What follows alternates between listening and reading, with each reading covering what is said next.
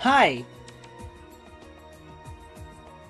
It may have been in school literature, but I usually skip literature because I didn't care. Hello, Chow Fan V. We're starting in just a second. Microphone? Oh.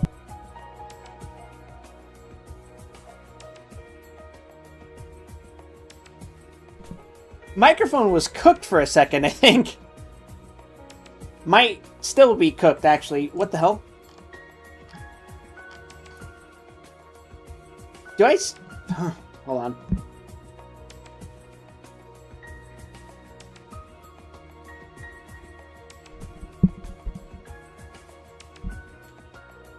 Okay, chat.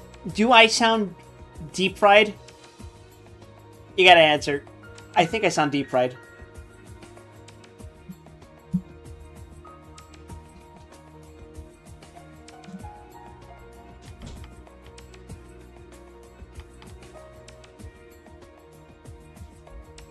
Oh, that's what it is. For some reason, my microphone volume went up. I was like, why am I peaking? Alright, this should be good. This is what I normally sound like, I think.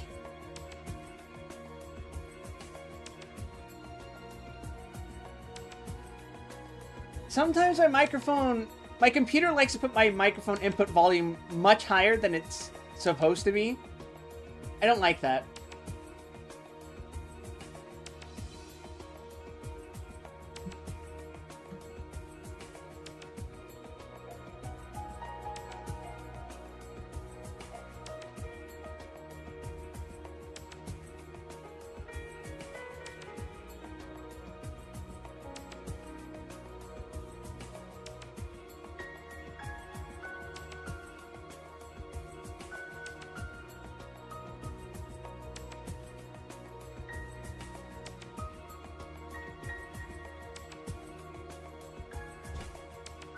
Yeah, today's been a very busy day.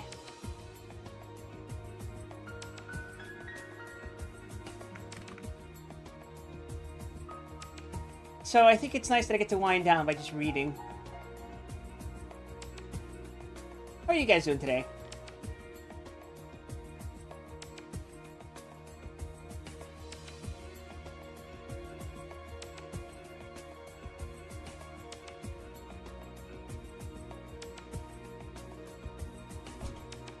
This stream will just be...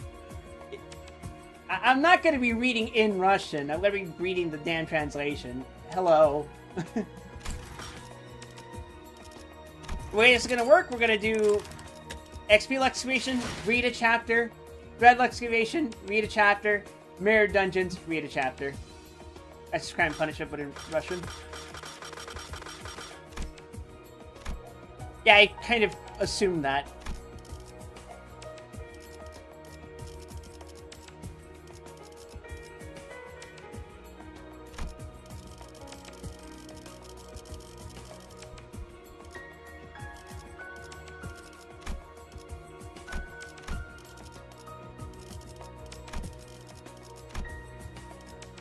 Upgrade your IDs? No.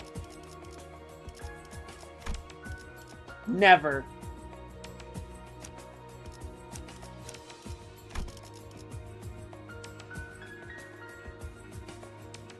이번에도 치령의 뜻은 본인과 같군.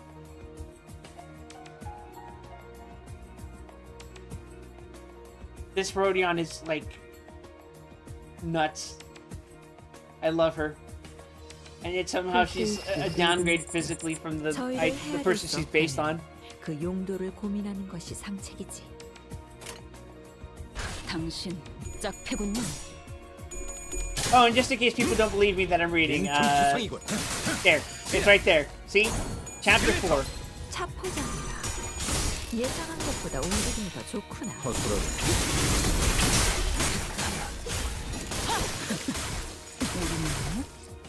결정, 해본, 초월, 실행에게 불확실한 것은 없네. 있는 사람이 뭔가 이상합니다.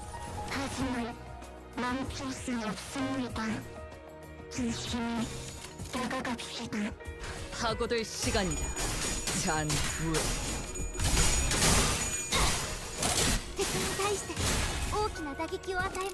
It occurred to me that I don't think I countered with Rodion. It's fine.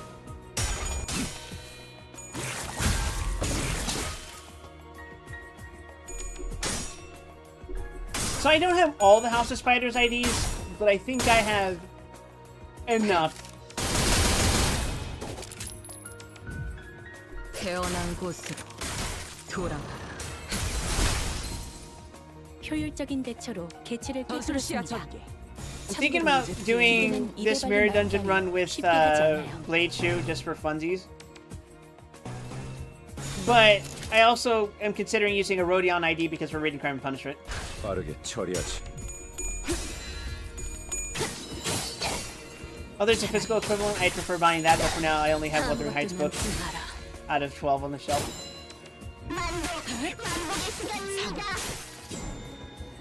Out of 12? 자세가 뭐는 거지? 자비의 감사도.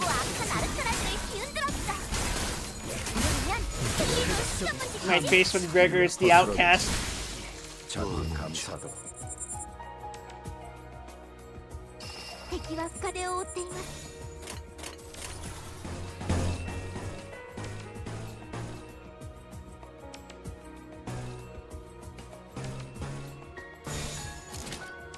I read the Divine Comedy back at school, so not much point in counting it. Incidentally, that's the one book I own. 그대는 어디까지 가고 있을지.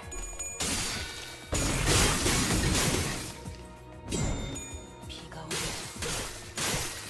아메스코.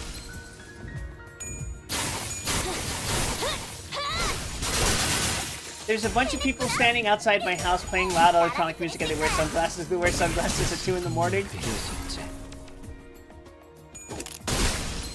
자세가 뭐는 거니? 자비의 감사. Make sure they don't hear that you're saying that. You might get put in the book. Get put in the list. 꽃으로 잠들어. 살고자 하는 모든 Death. 것들과 함께 꽃으로 잠들어. 갈고리가 숨길 들어간다. 어렵지 않게 연료를 미래를 과거와 같이 전술 시야 전개. 오제트의 눈으로.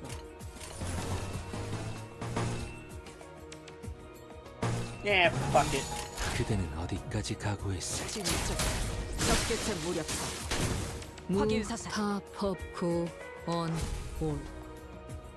하지만 슬슬 물리는군. 근처에 용수염이라는 군 거를 파는 곳 있나? Alright, it's time to read, everyone! 이쁜. 그럼 오늘 림컴버 회식 메뉴는 수박을 모처럼 괜찮은 예술을 보나 했더니 벌써 목, 애를 전부 채웠군. 방지할 사고도 해야 할 뒤처리도 없나. 돌아가지.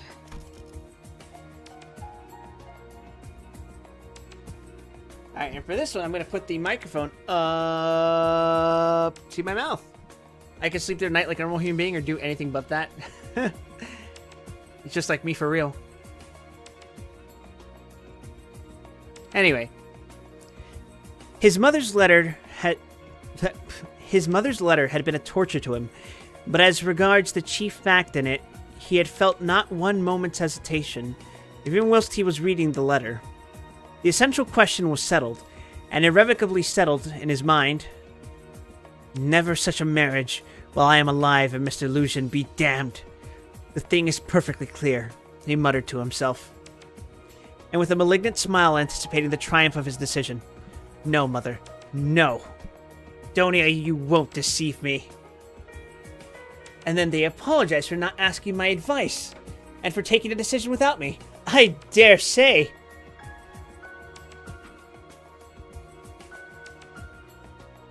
They imagine it is arranged now, and can't be broken off, but we will see whether it can or not. A magnificent excuse. Pyotr Petrovich is such a busy man that even his wedding has to be in post-haste, almost by express. No, Donia, I see it all, and I know what you want to say to me, and I know, too, what you were thinking about. when you walked up and down all night and what your prayers were like before the Holy Mother of Kazan who stands in Mother's bedroom.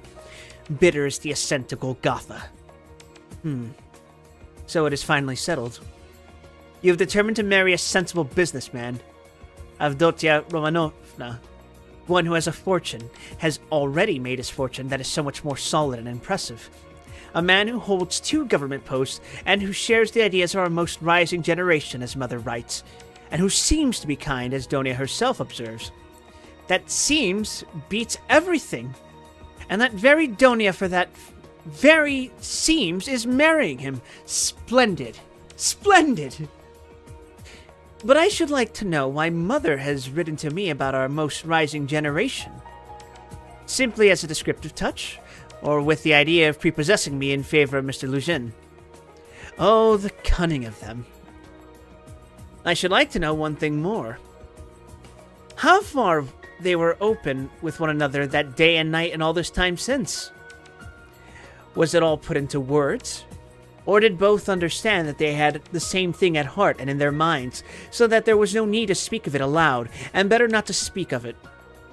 Most likely it was partly like that. From Mother's letter it's evident. He struck her as rude a little, and Mother in her simplicity took her observations to Donia. And she was sure to be vexed and answered her angrily. I should think so. Who would not be angered when it was quite clear without any naive questions, and when it was understood that it was useless to discuss it? And why does she write to me, love Donia, Rhodia, and she loves you more than herself? Has she a secret conscience prick at sacrificing her daughter to her son? You are our one comfort. You are everything to us. Oh, Mother. His bitterness grew more and more intense, and if he had happened to meet Mr. Lugin at the moment, you might have murdered him. Yes, that's true, he continued, pursuing the whirling ideas that chased each other in his brain.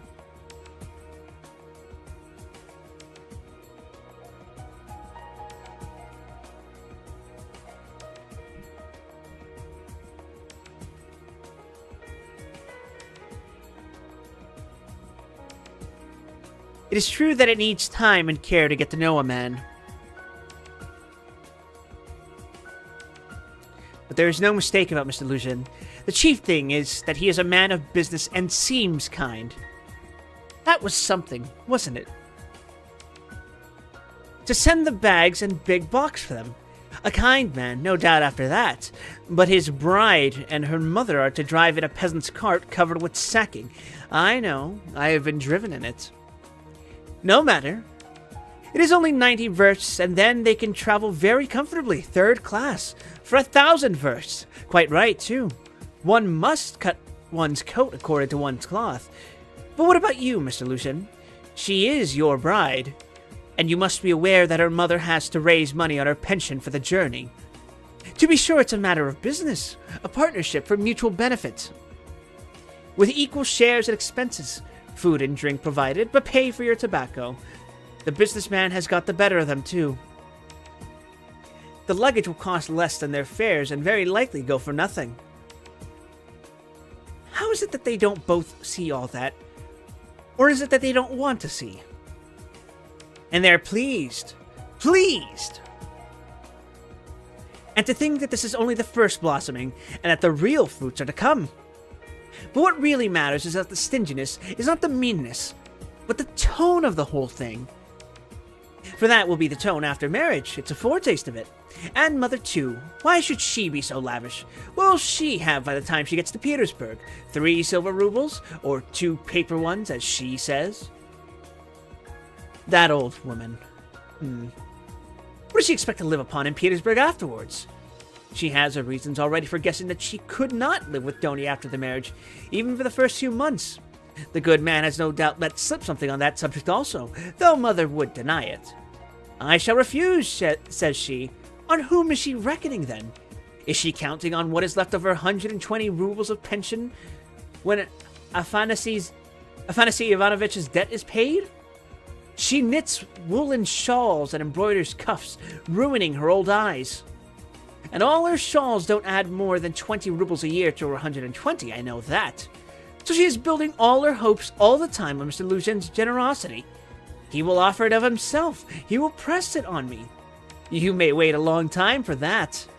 That's how it always is with these chivalresque noble hearts. To the last moment, every goose is a swan with them. To the last moment, they hope for the best and will see nothing wrong. And although they have an inkling of the other side of the picture, yet they won't face the truth till they are forced to. The very thought of it makes them shiver. They thrust the truth away with both hands until the man they deck out in false colors puts a fool's cap on them with his own hands. I should like to know whether Mr. Lucian has any orders of merit. I bet he has the Anna in his buttonhole, and that he puts it on when he goes to dine with contractors and merchants. He will be sure to have it for his wedding, too. Enough of him. Confound him. Well, Mother I don't wonder at. It's like her, God bless her. But how could Donia? Donia, darling, as though I did not know you. You were nearly 20 when I saw you last. I understand you then. Mother writes that Donia can put up with a great deal. I know that very well. I knew that 2.5 years ago, and for the last 2.5 years I have been thinking about it. Thinking of just that Donia could put up with a great deal. If she could put up with Mr. Svidrigailov and all the rest of it, she could certainly put up with a great deal. And now Mother and she have taken it into their heads that she can put up with Mr. Lucian, who propounds the theory of the superiority of wives raised from destitution and owing everything to their husband's bounty, who propounds it too almost at the first interview. Granted that he let it slip, though he is a sensible man, yet maybe it was not a slip at all. But he meant to make himself clear as soon as possible. But Donia? She understands the man, of course, but she will have to live with the man. Why? She'd live on black bread and water. She would not sell her soul. She would not barter her moral freedom for comfort. She would not barter it for all Schleswig-Holstein, much less Mr. Lucian's money. No. Donia was not that sort when I knew her, and she is still the same, of course. Yes, there's no denying that the Svidrigailovs are a bitter pill. It's a bitter thing to spend one's life a governess in the provinces for 200 rubles. But I know she would rather be... I can't say that word on stream.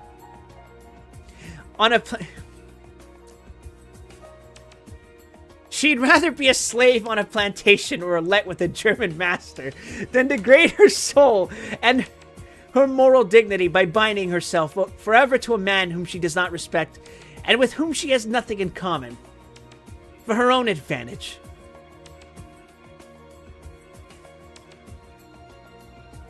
And if Mr. Lucian had been unalloyed gold or one huge diamond, she would never have consented to become his legal concubine. Why is she consenting then? What's the point of it? What's the answer? It's clear enough. For herself, for her comfort. To save her life, she would not sell herself, but for someone else she is doing it. For one she loves, for one she adores, she will sell herself. That's what it all amounts to. For her brother, for her mother, she will sell herself. She will sell everything. In such cases, we overcome our moral feeling if necessary. Freedom, peace, conscience even. All are brought into the market. Let my life go, if only my dear ones may be happy. More than that, we become castuous. We learn to be Jesuitical, and for a time, maybe we could soothe ourselves. We can persuade ourselves that it is one's duty for a good object. That's just like us. It's clear as daylight. It's clear that Rodion Romanovich Raskolnikov is the central figure in the business. And no one else. Oh yes, she can ensure his happiness, keep him in the university, make him a partner in the office, make his whole future secure. Perhaps he may even be a rich man later on. Prosperous, respected. And may even end his life a famous man. But my mother? It's all Rhodia. Precious Rhodia, her firstborn. For such a son who would not sacrifice such a daughter. Oh, loving, over-partial hearts. Why, for his sake we would not shrink even from Sonia's fate. Sonia Marmeladov, the eternal victim, so long as the world lasts. Have you taken measure of your sacrifice, both of you? Is it right? Can you bear it? Is it any use? Is there sense in it? And let me tell you, Donia, Sonia's life is no worse than life with Mr. Lucian. There can be no question of love, Mother writes. And what if there can be no respect either? If on the contrary there is aversion, contempt, repulsion? What then? So you will have to keep up your appearance too. Is that not so? Do you understand what that smartness means? Do you understand that the Lucian smartness is just the same thing as Sonia's and maybe worse? Viler? Baser? Because in your case, Donia, it's a bargain for luxuries after all. But with Sonia, it's simply a question of starvation. It has to be paid for. It has to be paid for, Donia, this smartness. And what if it's more than you can bear afterwards, if you regret it? The bitterness, the misery, the curses, the tears hidden from all the world, for you are not a Maria Petrovna. And how will your mother feel then? Even now she is uneasy, she is worried. But then, when she sees it all clearly, and I? Yes, indeed. What have you taken me for? I won't have your sacrifice, Sonia. I won't have it. I won't have it, Mother. It shall not be. So long as I am alive, it shall not. It shall not! I won't accept it! He suddenly paused in his reflections and stood still. It shall not be? But what are you going to do to prevent it? You'll forbid it? And what right have you? What can you promise them on your side to give you such a right? Your whole life, your whole future, you will devote to them when you have finished your studies and obtained a post? Yes, we have heard all that before, and that's all words, but now something must be done. Now do you understand that? And what are you doing now? You are living upon them. They borrow on their 100 rubles pension. They borrow from the Svidrigailovs. How are you going to save them from Svidrigailovs? From Afanasy Ivanovich Marushin, oh, future millionaire Zeus, who would arrange their lives for them? In another 10 years? In another 10 years, Mother will be blind with knitting shawls, maybe with weeping too. She will be worn to a shadow with fasting. And my sister? Imagine for a moment what may become of your sister in 10 years. What may happen to her during those 10 years? Can you fancy? So he tortured himself, fretting himself with such questions, and finding a kind of enjoyment in it. And yet all these questions were not new ones suddenly confronting him. They were old familiar aches. It was long since that they first begun to grip and rend his heart. Long, long ago, his present anguish had its first beginnings. It had waxed and gathered strength. It had matured and concentrated. Ah! Hi, Grab.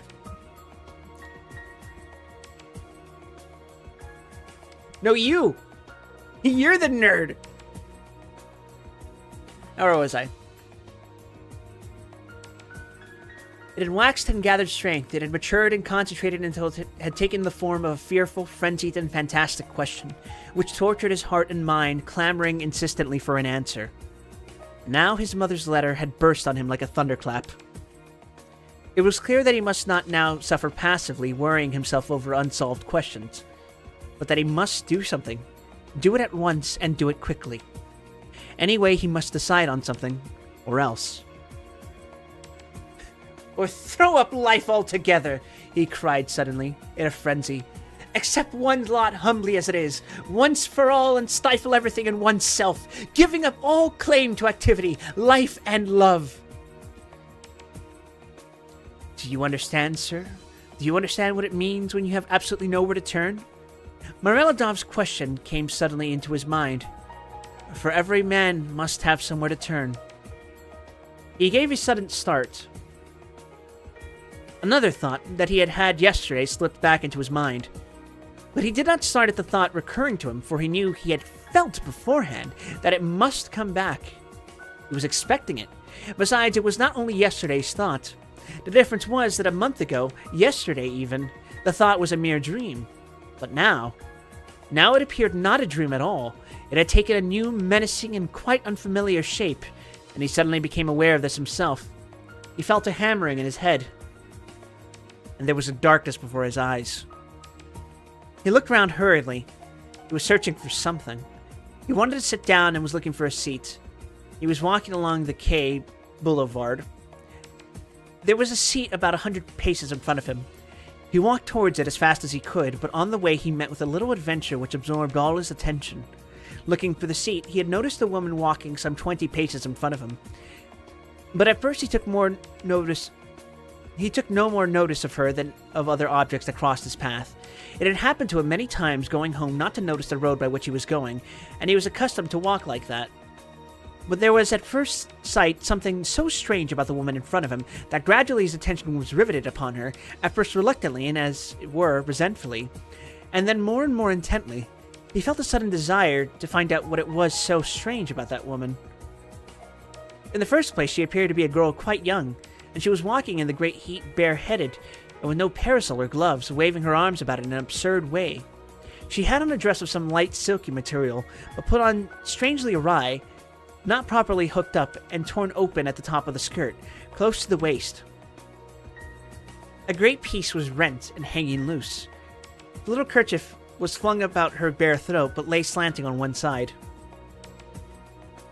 The girl was walking unsteadily, too, stumbling and staggering from side to side. She drew Raskolnikov's whole attention at last. He overtook the girl at the seat, but on reaching it, she dropped down on it. In the corner, she had let her head sink on the back of the seat and closed her eyes, apparently in extreme exhaustion. Looking at her closely, he saw at once she was completely drunk. It was a strange and shocking sight. He could hardly believe that he was not mistaken. He saw before him the face of a quite young, fair-headed girl, 16, perhaps not more than 15 years old. A pretty little face, but flushed and heavy-looking, and as it were, swollen. The girl seemed hardly to know what she was doing. She crossed one leg over the other, lifting it indecorously, and showed every sign of being unconscious that she was in the street. Raskolnikov did not sit down, but he felt unwilling to leave her, and stood facing her in perplexity. This boulevard was never much frequented, and now at 2 o'clock in the stifling heat it was quite deserted. What is stifling heat in Russia?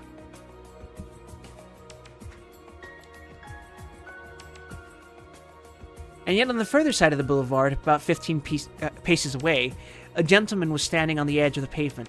He, too, would apparently have liked to approach the girl with some object of his own. He, too, had probably seen her in the distance and had followed her, but found Raskolnikov in his way. He looked angrily at him, though he tried to escape his notice and stood impatiently biding his time, till the unwelcome man in rags should have moved away. His intentions were unmistakable. The gentleman was a plump, thickly set man, about 30, fashionably dressed, with a high color, red lips, and mustaches. Raskolnikov felt furious. He had a sudden longing to insult this fat dandy in some way. He left the girl for a moment and walked toward the gentleman. "Hey, you Svidrigailov! What do you want here?"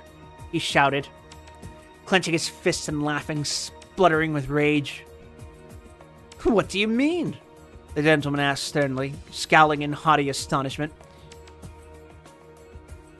"Get away. That's what I mean." "How dare you, low fellow!" He raised his cane. Raskolnikov rushed at him with his fists, without reflecting that the stout gentleman was a match for 2 men like himself. But at that instant someone seized him from behind, and a police constable stood between them. "That's enough, gentlemen. No fighting, please, in a public place. What do you want? Who are you?" he asked Raskolnikov, sternly, noticing his rags. Raskolnikov looked at him intently. He had a straightforward, sensible, soldierly face, with grey mustaches and whiskers. "You're just the man I want," Raskolnikov cried, catching at his arm. "I'm a student, Raskolnikov. You may as well know that, too," he added, addressing the gentleman. "Come along. I have something to show you." And taking the policeman by the hand, he drew him towards the seat. "Look here, hopelessly drunk, and she has just come down the boulevard. There is no telling who and what she is. She does not look like a professional. It's more likely that she has been given drink and deceived somewhere, for the first time. You understand? And they've put her out into the street like that. Look at the way her dress is torn, and the way it has been put on. She has been dressed by somebody. She has not dressed herself, and dressed by unpracticed hands. By a man's hands. That's evident. And now look there. I don't know that dandy with whom I was going to fight. I see him for the first time, but he too has seen her on the road, just now, drunk, not knowing what she is doing, and now he's very eager to get a hold of her. To get her away somewhere while she was in this state. That's certain, believe me, I am not wrong. I saw him myself watching her and following her, but I prevented him, and he's just waiting for me to go away. Now he has walked away a little, and is standing still, pretending to make a cigarette. Think how he can keep her out of it. Think how we can keep her out of his hands, and how are we to get her home? The policeman saw it all in a flash. The stout gentleman was easy to understand. He turned to consider the girl. The policeman bent over to examine her more closely, and his face worked with a genuine compassion. What a pity, he said, shaking his head. Why, she is quite a child. She has been deceived, you could see that at once. Listen, lady, he began addressing her. Where do you live? The girl opened her weary and sleepy-looking eyes, gazed blankly at the speaker, and waved her hand. Here, said Raskolnikov, feeling in his pocket and finding 20 kopecks. Here, call a cab and tell him to drive her to her address. The only thing is to find out her address.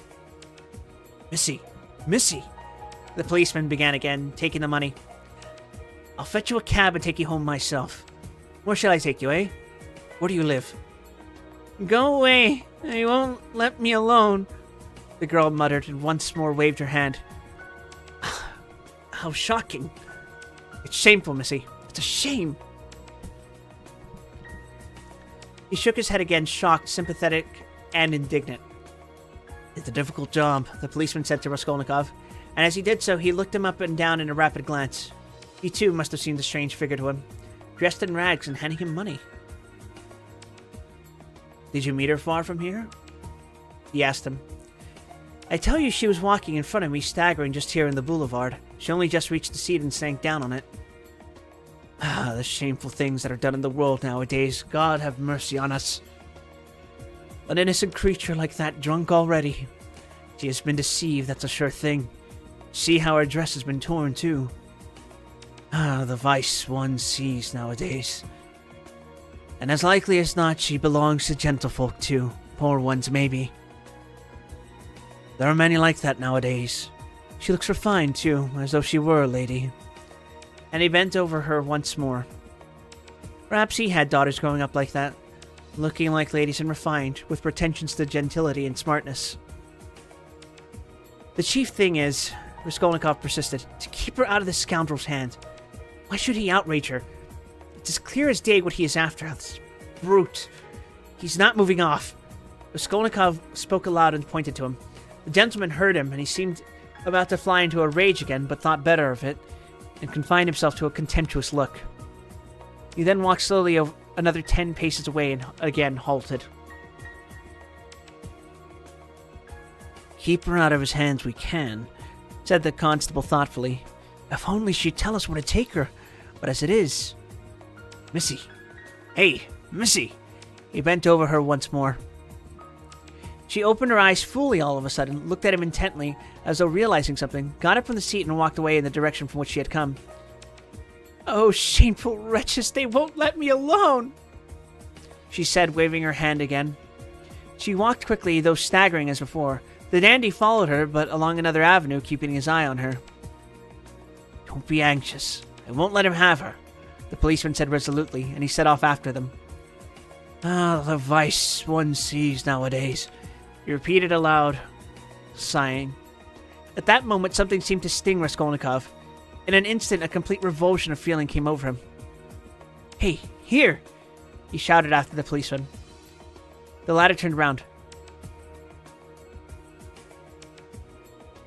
Let them be. What is it to do with you? Let her go. Let him amuse himself, he pointed at the dandy. What is it to do with you? The policeman was bewildered and stared at him open-eyed. Raskolnikov laughed. "Well," ejaculated the policeman, with a gesture of contempt that he walked after the dandy and the girl, probably taking Raskolnikov for a madman or something even worse.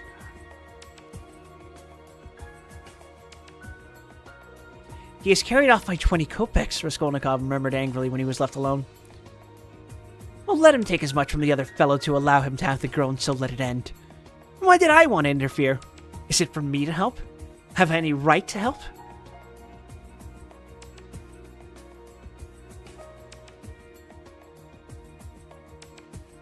Let them devour each other alive.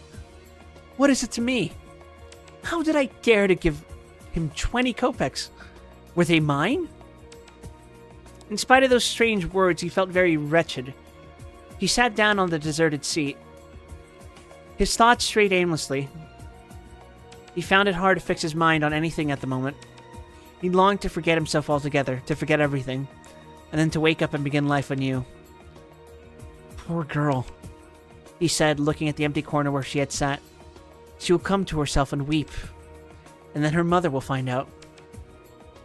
She will give her a beating, a horrible, shameful beating, and then maybe turn her out of doors. But even if she does not, the Darya Frantsovnas will get wind of it, and the girl will soon be slipping out on the sly here and there. Then there will be the hospital directly. There's always the luck of those girls with respectable mothers who go wrong on the sly. And then, again, the hospital. You drink, taverns, and more hospital in 2 or 3 years. A wreck, and her life is over at 18 or 19. Have not I seen cases like that? And how have they been brought to it? Why, they've all come to it like that. Well, what does it matter? That's as it should be, they tell us. A certain percentage, they tell us, must every year go that way. To the devil, I suppose, so that the rest may remain chaste and not be interfered with. A percentage! What splendid words they have! They are so scientific, so consolatory. Once you've said percentage, there's nothing more to worry about. If we had any other word, maybe we might feel more uneasy. But what if Donia were one of the percentage? Of another one, if not that one? Where am I going?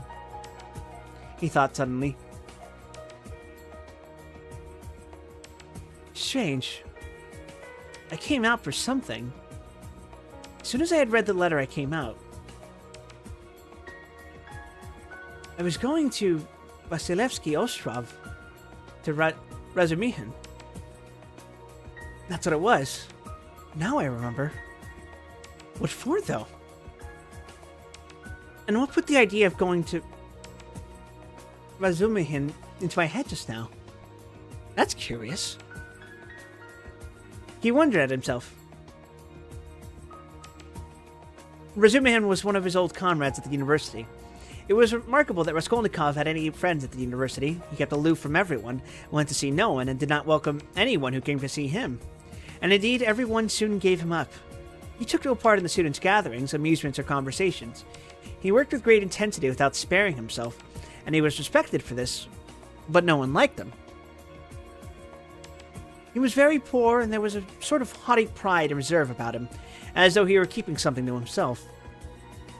He seemed to some of his comrades to look down upon them as all children, as though he was superior in development, knowledge, and convictions, as though their beliefs and interests were beneath him. Hold on, I gotta screenshot something real quick.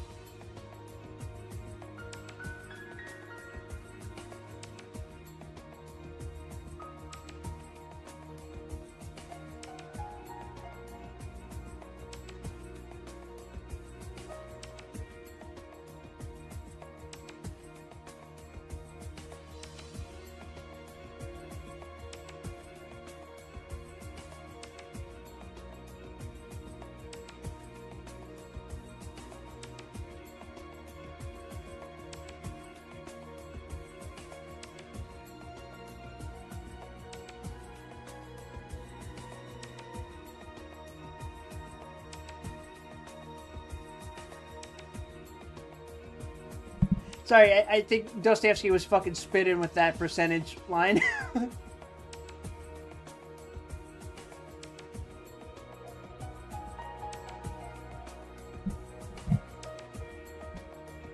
Alright, where were we? With Razumihin, he had got on, or at least he was more unreserved and communicative with him. Indeed, it was impossible to be on any other terms with Razumihin. He was an exceptionally good-humored and candid youth, good-natured to the point of simplicity, though both death and dignity lay concealed under that simplicity. The better of his comrades understood this, and all were fond of him. He was extremely intelligent, though he was certainly rather a simpleton at times. He was of striking appearance, tall, thin, black-haired, and was always badly shaved. He was sometimes uproarious and reputed to be of great physical strength. One night, when out in a festive company, he had with one blow laid a gigantic policeman on his back. There was no limit to his drinking powers, but he could abstain from drink altogether. He sometimes went too far in his pranks, but he could do without pranks altogether. Another thing striking about Razumihin, no failure distressed him, and it seemed as though no unfavorable circumstances could crush him.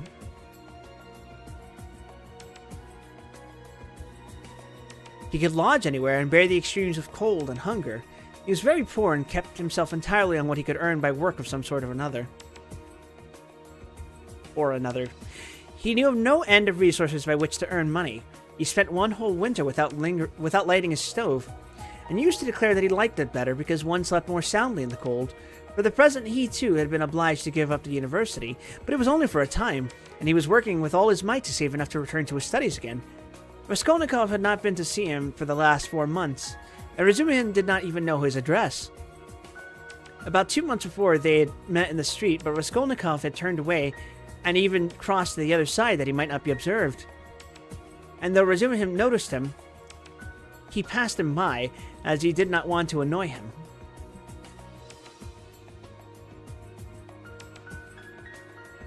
And that's chapter 4.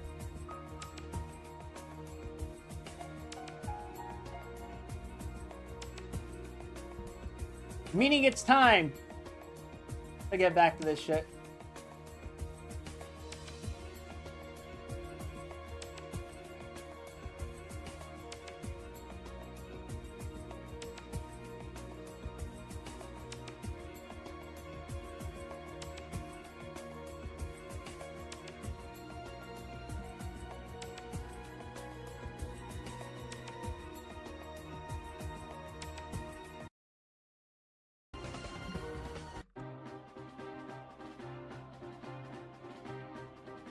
이번에 읽어줄 동화책은 이것으로.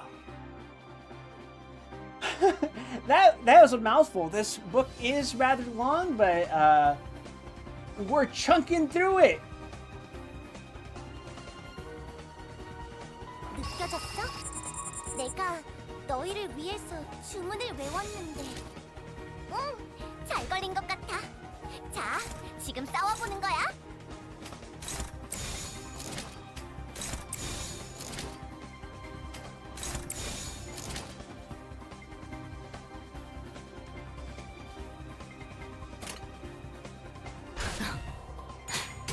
날카롭고 정확하게.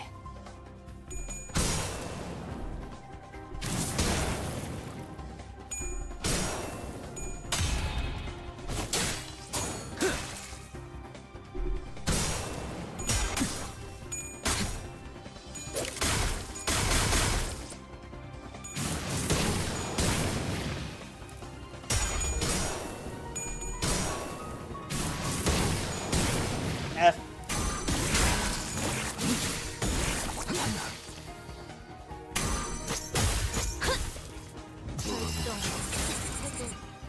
초월 지령에게 제가를 처음 불확실한 지은 것은 형 없네. 누나들이랑 비슷한 느낌이네요. 아, Now that I think about it, I have 그러니까 index 어디가 files as well. 비슷하냐면, 아, 힘을 얻은 분들 특유의 분위기가 똑 닮았답니다.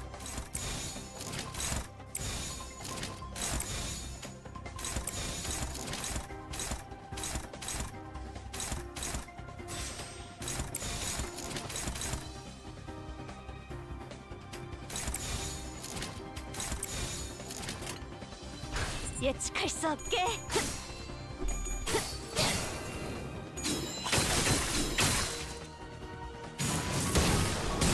I should level it next fast, but I'm not really concerned about us sinking to him at this moment. 제 성공. 진짜 예측한 대. 격발. Because the sinking tremor setup is pretty dang good. 이제 싱 수에선 벗어났나?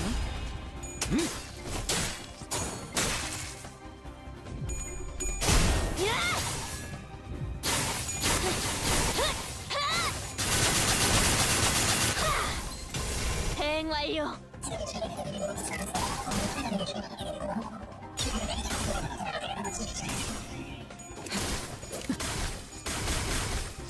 재밌네. 난 너희가 좀 더 어설플 거라고 생각했거든. 미래를 과거와 같이. 전술 시야 전개. 오제트의 눈으로.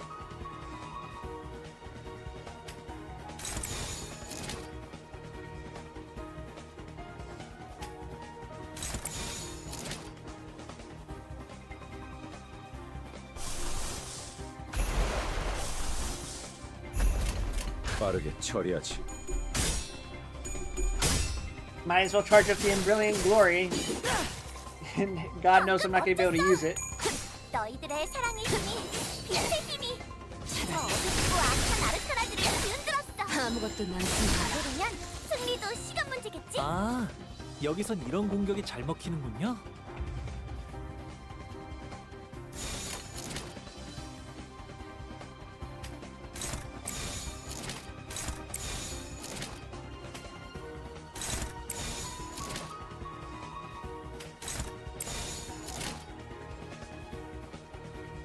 Let's go, son! 짝패군요.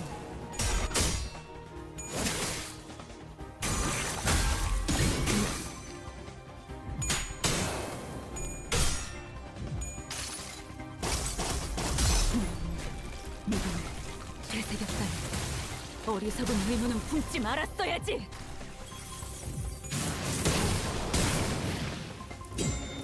비가 오네. 아메스코. 그 전위적인 헛짓거리는 어디서 배운 거지? 태어난 곳으로 돌아가라. 새삼스럽지만 꽤 괜찮네. 제법이야. 지키기 위해. 敵に対して大きな打撃を与えました。 만복의 시간입니다. 눈부시지 않다고 두려워하지 마. Reading has put me in a more contemplative mood as of late.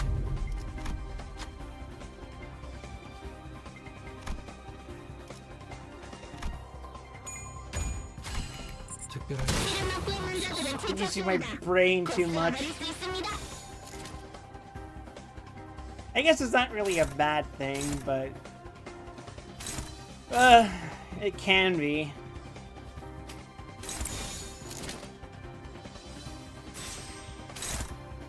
We got too much shit going on.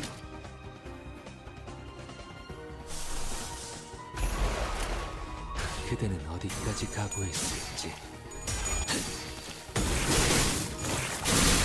그리고 앞으로 적에게 치명성을 입혔군요. 관리자님은 당신이 생각하는 것보다 대단한 능력을 갖추고 있다고 제가 말씀드렸죠. 저는 언제나 차포자 옳은 말만 한답니다. 예상한 것보다 움직임이 더 좋구나.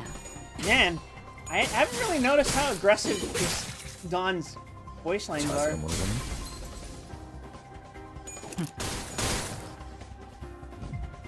살고자 하는 모든 것들과 함께 뱃속에 파묻혀라. 多数討伐確認。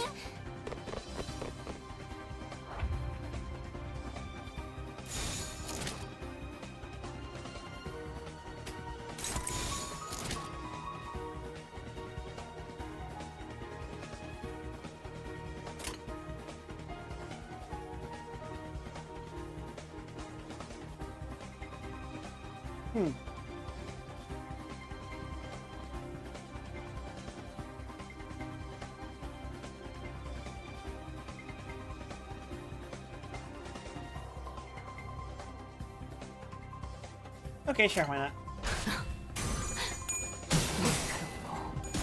정확한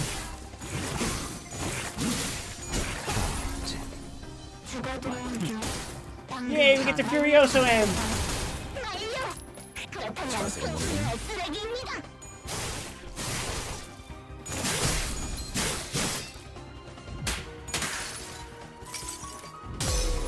한눈 팔지 마세요.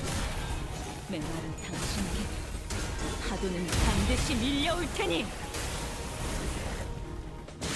God damn it! 거슬리는 Shit! 날 깔끔히 I guess 찰리. I don't get to use Furioso. Fucking hell. 치 성공! 오늘도 정말 멋진 활약이었어. 내일도 꼭 불러주기야. 세상이 평화로워지는 건 기쁜 거야. 근데 도박장째로 의뢰를 냈다 싶더니 이렇게나 밑장 빼는 놈들이 한가득일 줄. Yeah, that title elegy fucking hits different. 점심시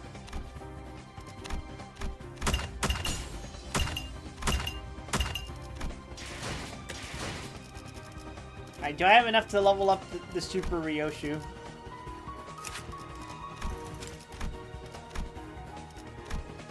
I do.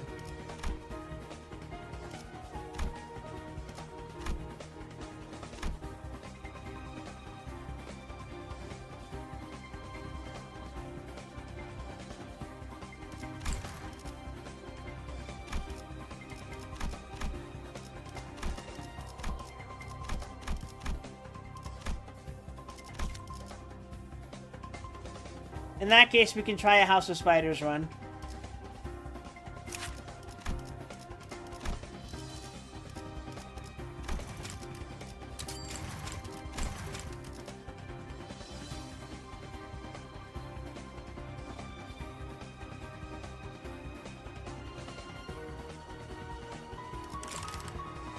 Actually, I don't know if it matters if I uptie him.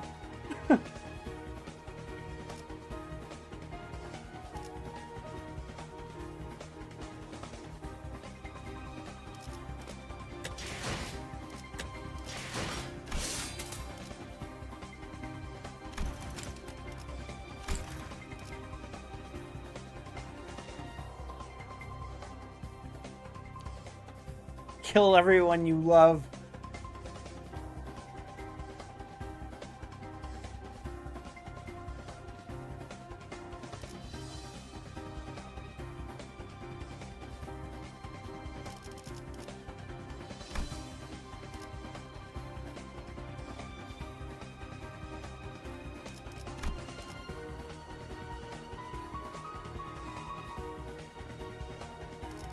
내게 이 말을 맡겼다는 것. 뚝딱거리는 시계도 있고 부릉부릉하는 버스도 있고 근사한 친구들도 잔뜩 만들었네? 다행이야. 내가 사라져도 엄마 혼자 남지 않아서. Yeah, that works.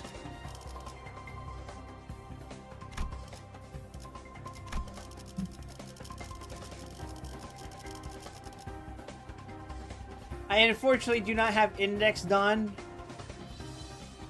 who is the only remaining unit I need to get, besides Otis, who's dropping later tonight. At least for now.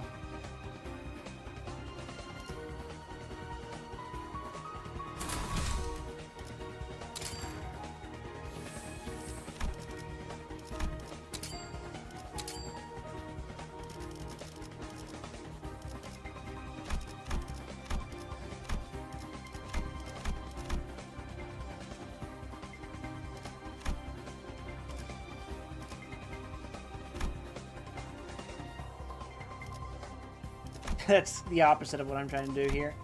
Let's see.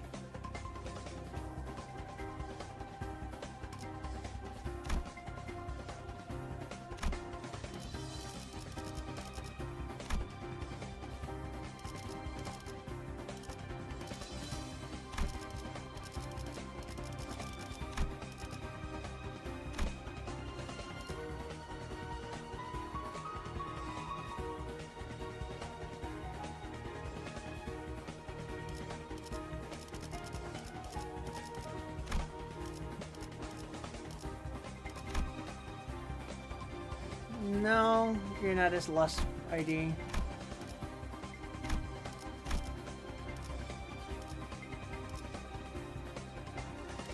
I could run that. I'm gonna steroid the shit out of her. Or I could do this. But that becomes irrelevant if I get lunar memory, so...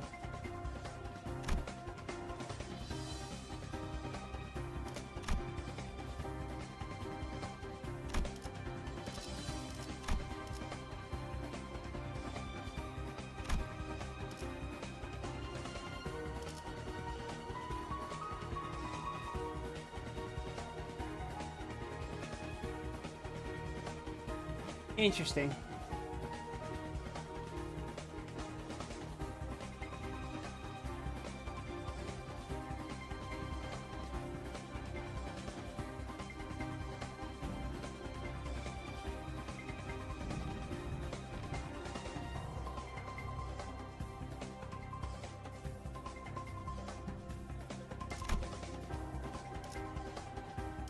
No. No.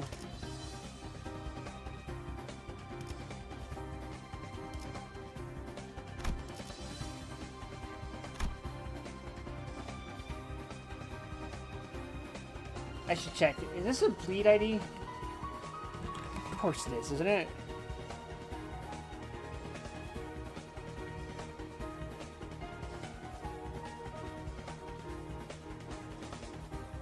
This identity counts as a burn, bleed, and poise ID.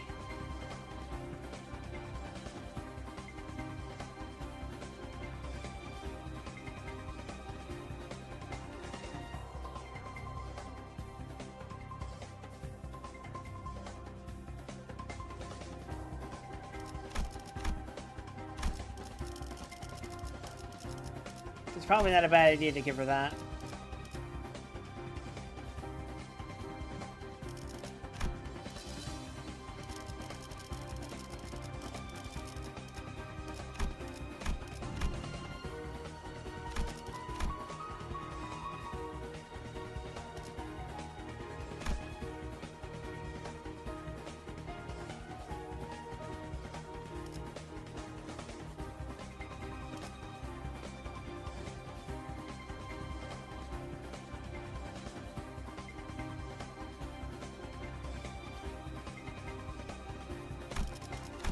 I'm trying to think of what she would want to start off with.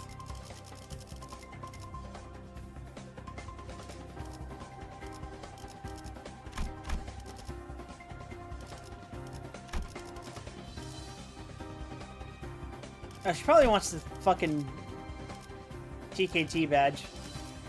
This thing.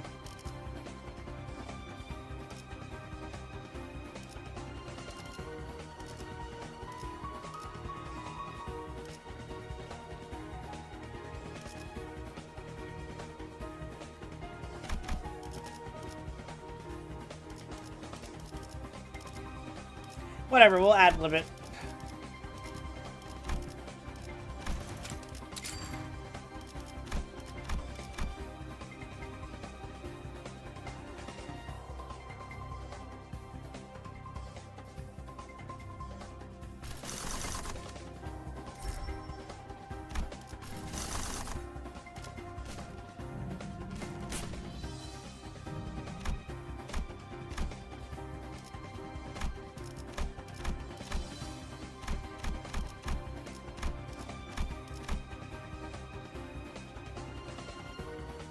But first, we gotta read another chapter.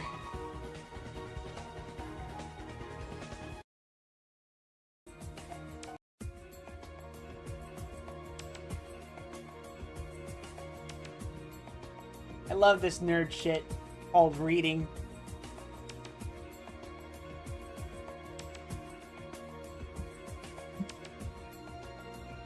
Get Watch Street Nerd. Arrgh!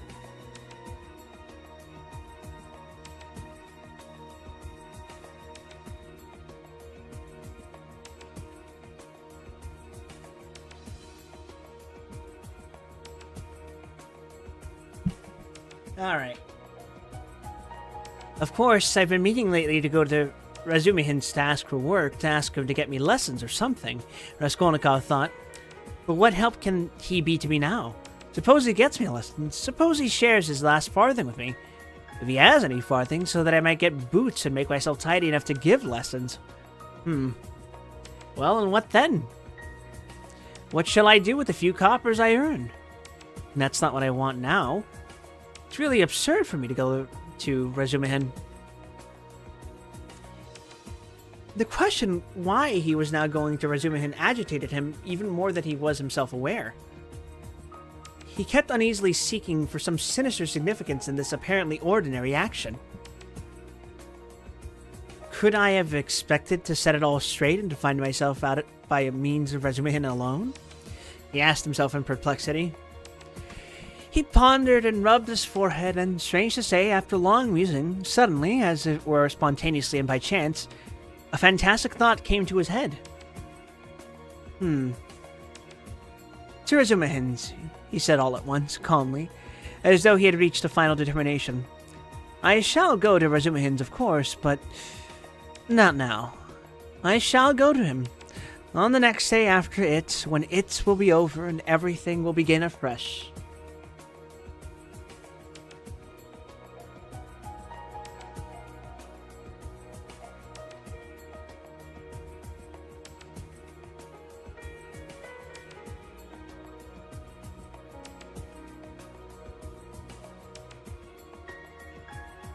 And suddenly he realized what he was thinking.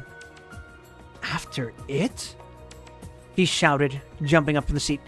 But is it really going to happen? Is it possible it will really happen? He left the seat and went off almost at a run. He meant to turn back, homewards.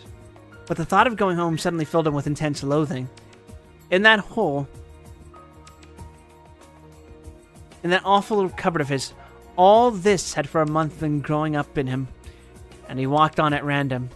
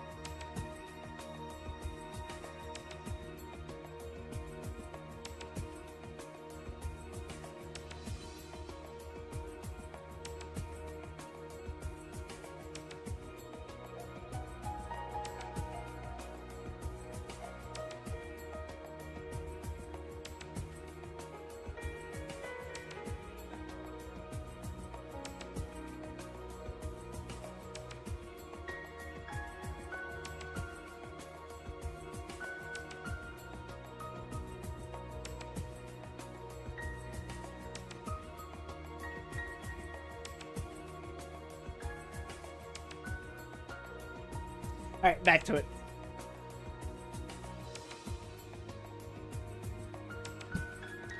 His nervous shudder had passed into a fever that made him feel shivering.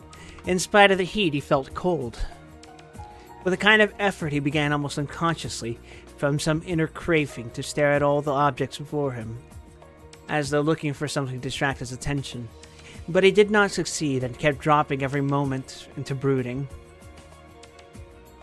When with a start he lifted his head again and looked round, he forgot at once what he had just been thinking about and even where he was going. In this way he walked right across Vasilevsky Ostrov, came out to the Lesser Neva, crossed the bridge and turned towards the islands. The greenness and freshness were at first restful to his weary eyes after the dust of the town and the huge houses that hemmed him and weighed upon him. Hemmed him in and weighed upon him.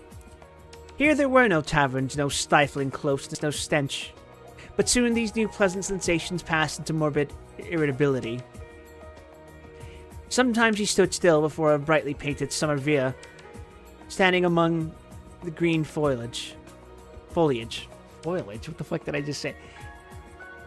He gazed to the fence. He saw in the distance smartly dressed women on the verandas and balconies, and children running in the gardens. The flowers especially caught his attention. He gazed at them longer than at anything. He was met, too, by luxurious carriages and by men and women on horseback. He watched them with curious eyes and forgot about them before they had vanished from his sight. Once he stood still and counted his money. He found he had 30 kopecks. 20 to the policeman, 3 to Nastasia for the letter. So I must have given 47 or 50 to the Marmeladovs yesterday, he thought, reckoning it up for some unknown reason. But he soon forgot with what object he had taken the money out of his pocket. He recalled it on passing an eating house or tavern, and he felt that he was hungry. Going into the tavern, he drank a glass of vodka and ate a pie of some sort.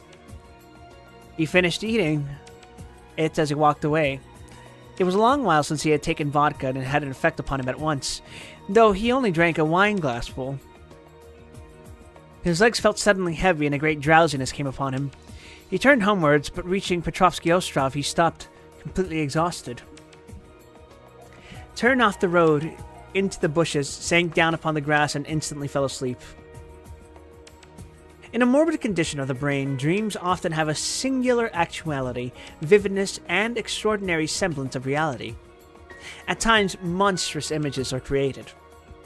But the setting and the whole picture are so truth-like and filled with details so delicate, so unexpected, but so artistically consistent that the dreamer, were he an artist like Pushkin or Turgenev even, could never have invented them in the waking state.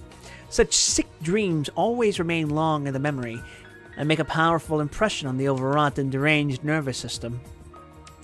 Raskolnikov had a fearful dream. He dreamt he was back in his childhood in the little town of his birth. He was a child about 7 years old, walking into the country with his father on the evening of a holiday. It was a grey and heavy day. The country was exactly as he remembered it. Indeed, he recalled it far more vividly in his dream than he had done in memory. The little town stood on a level flat as bare as the hand. Not even a willow near it. Only in the far distance a cop sleigh. A dark blur on the very edge of the horizon. A few paces beyond the last market garden stood a tavern, a big tavern, which had always aroused in him a feeling of aversion, even of fear, when he walked by it with his father. There was always a crowd there, always shouting, laughter and abuse, hideous hoarse singing and often fighting. Drunken and horrible-looking figures were hanging about the tavern. He used to cling close to his father, trembling all over when he met them. Near the tavern, the road became a dusty track.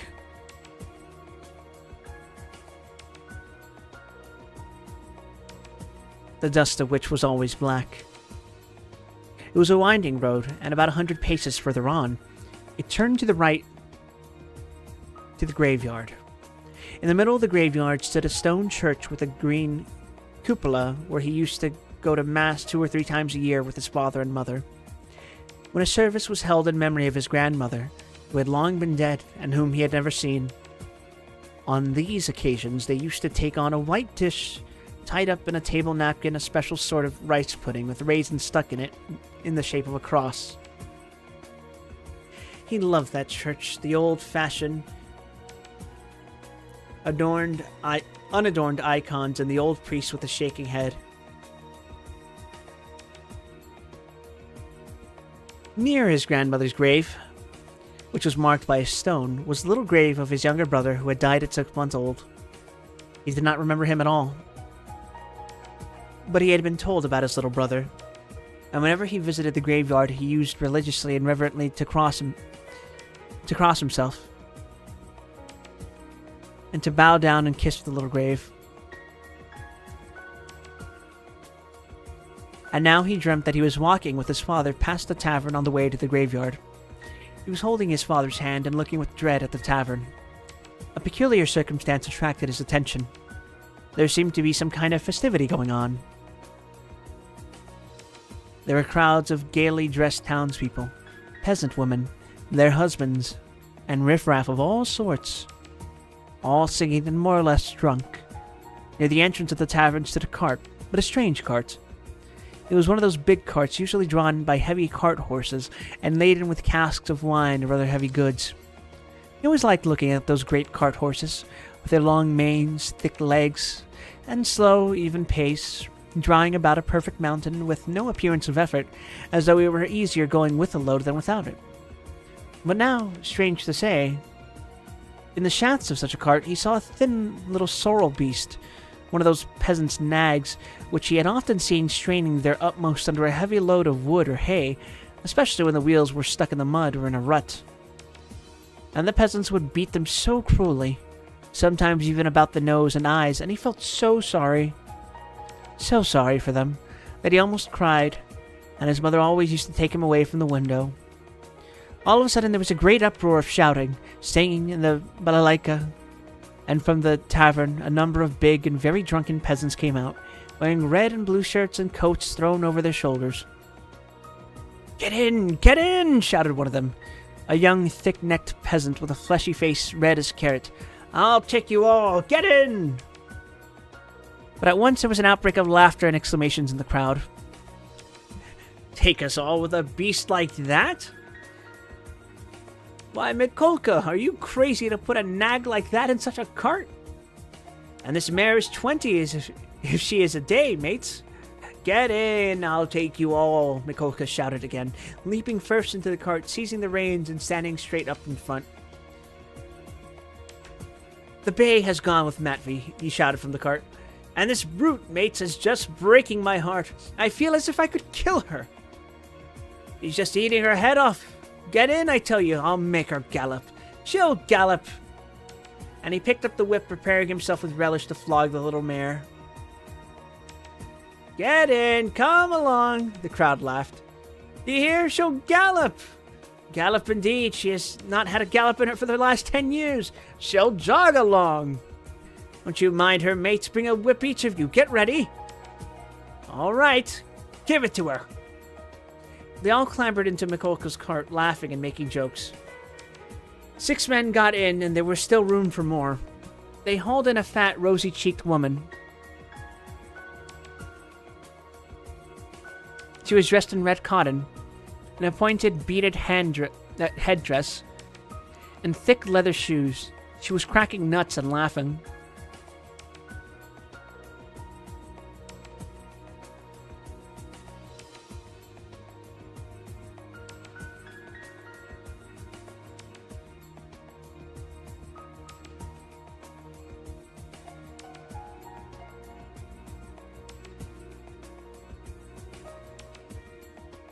The crowd round them was laughing too, and indeed, how could they help laughing? That wretched nag was to drag all the cartload of them at a gallop. 2 young fellows in the cart were just getting whips ready to help Mikolka. With the cry of "now," the mare tugged with all her might, but far from galloping, could scarcely move forward.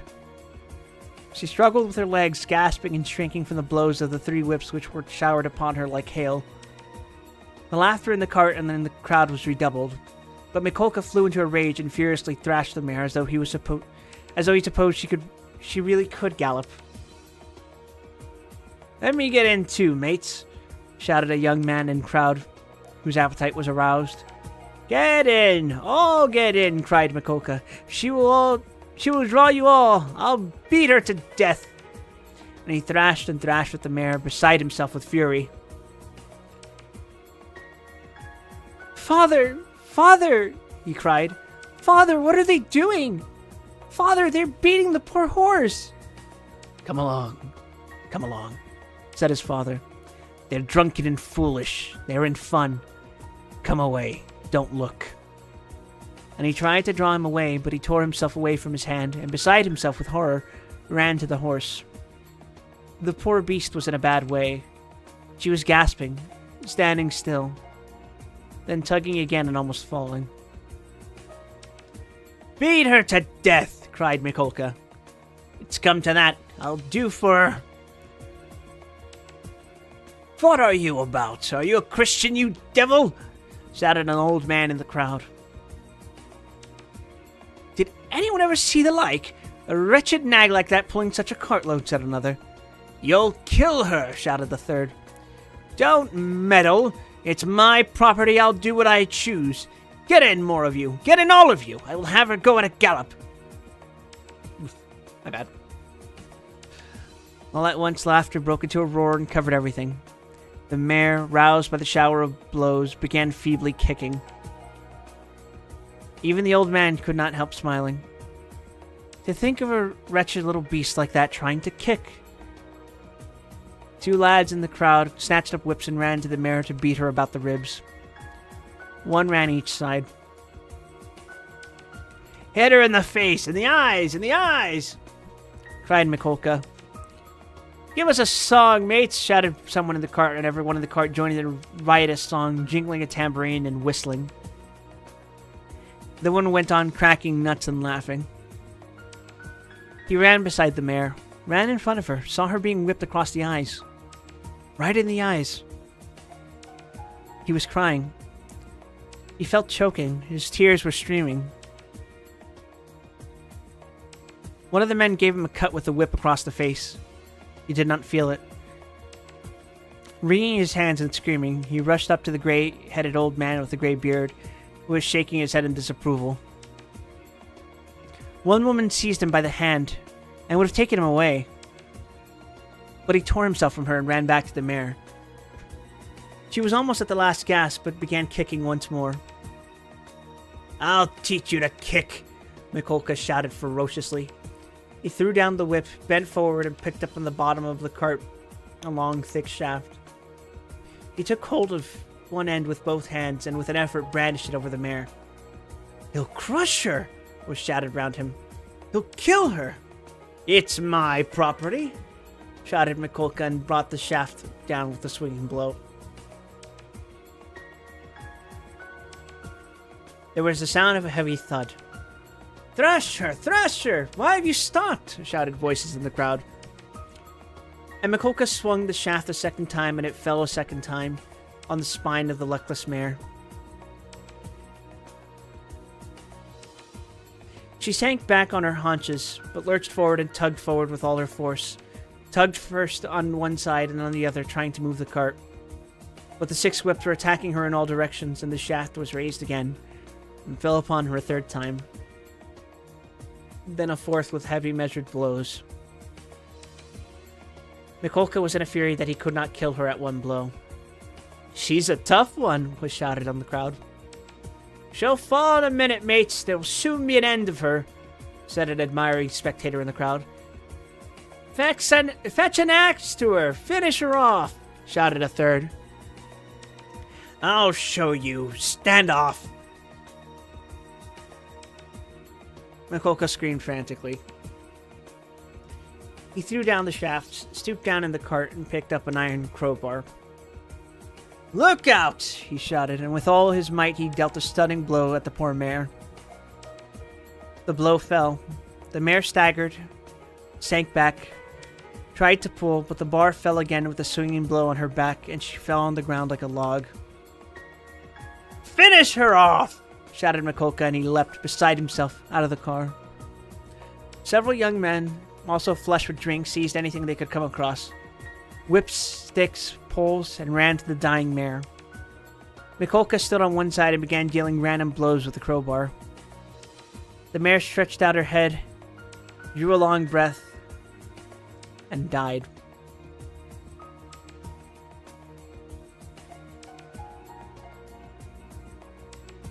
You butchered her! Someone shouted in the crowd. Why wouldn't she gallop then? My property, shouted Mikolka, with bloodshot eyes brandishing the bar in his hands. He stood as though regretting that he had nothing more to beat. No mistake about it, you are not a Christian, many voices were shouting in the crowd. But the poor boy beside himself made his way screaming through the crowd to the sorrel nag, put his arms around her bleeding dead head and kissed it. Kissed the eyes and kissed the lips. Then he jumped up and flew in a frenzy with his little fists out at Mikolka. At that instant, his father, who had been running after him, snatched him up and carried him out of the crowd. Come along. Come. Let us go home, he said to him. Father! Why did they kill the poor horse? He sobbed, but his voice broke, and the words came in shrieks from his panting chest. They're drunk. They're brutal. It's not our business, said his father. He put his arms round his father, but he felt choked. Choked. He tried to draw a breath, to cry out, and woke up.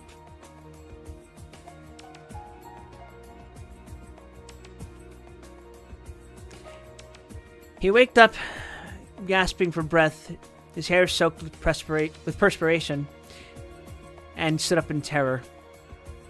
Thank God. That was only a dream, he said, sitting down under a tree and drawing some deep breaths.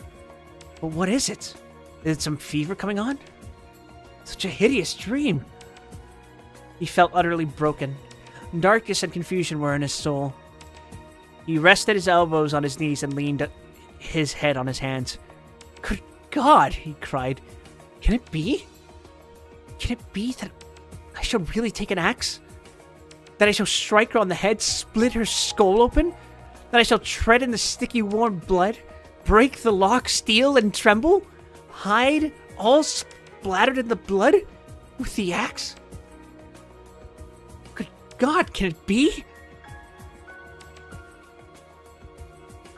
He was shaking like a leaf as he said this. Why am I going on like this? He continued, sitting up again as it were in profound amazement. I knew that I could never bring myself to do it.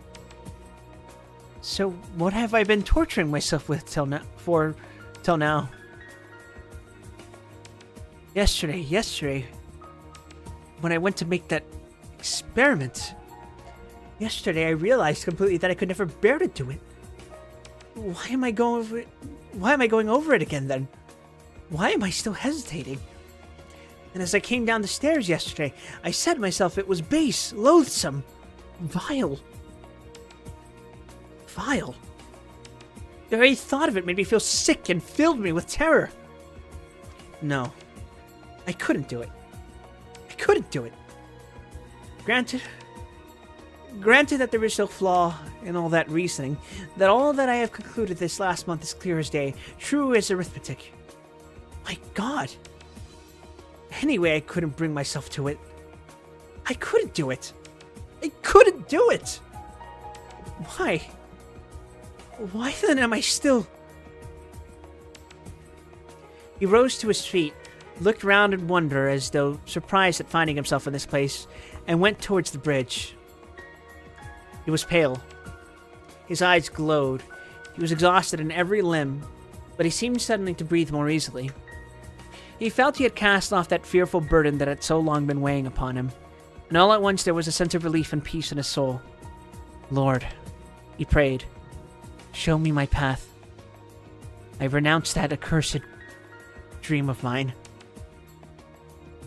Crossing the bridge, he gazed quietly and calmly at the Neva, at the glowing red sun setting in the glowing sky. In spite of his weakness, he was not conscious of fatigue. It was as though an abscess that had been forming for a month past in his heart had suddenly broken. Freedom. Freedom. He was free from that spell, that sorcery, that obsession. Later on, when he recalled that time and all that happened to him during those days, minute by minute, point by point, he was superstitiously impressed by one circumstance. which, though in itself was not very exceptional, always seemed to him afterwards that predestined turning point of his fate. He could never understand and explain to himself why, when he was tired and worn out, when it would have been more convenient for him to go home by the shortest and most direct way, he had returned by the Haymarket where he had no need to go. It was obviously and quite unnecessarily out of his way, though not much so. It is true that it happened to him dozens of times to return home without noticing what streets he had passed through. But why? He was always asking himself. Why had such an important and such a decisive and at the same time such an absolutely chance meeting happened in the Haymarket, where he had moreover no reason to go, at the very hour, the very minute of his life when he had just in the very mood and in the very circumstances in which the meeting was able to exert the gravest and most decisive influence on his whole destiny? As though it had been lying in wait for him on purpose. It was about 9 o'clock when he crossed the Haymarket. At the tables and the barrows, at the booths and shops, all the market people were closing their establishments, or clearing away and packing up their wares, and, like their customers, were going home. Rag pickers and costermongers of all kinds were crowding around the taverns in the dirty and stinking courtyards of the Haymarket. Raskolnikov particularly liked this place and the neighboring alleys, when he wandered aimlessly in the streets. Here his rags did not attract contemptuous attention, and one could walk about in any attire without scandalizing people.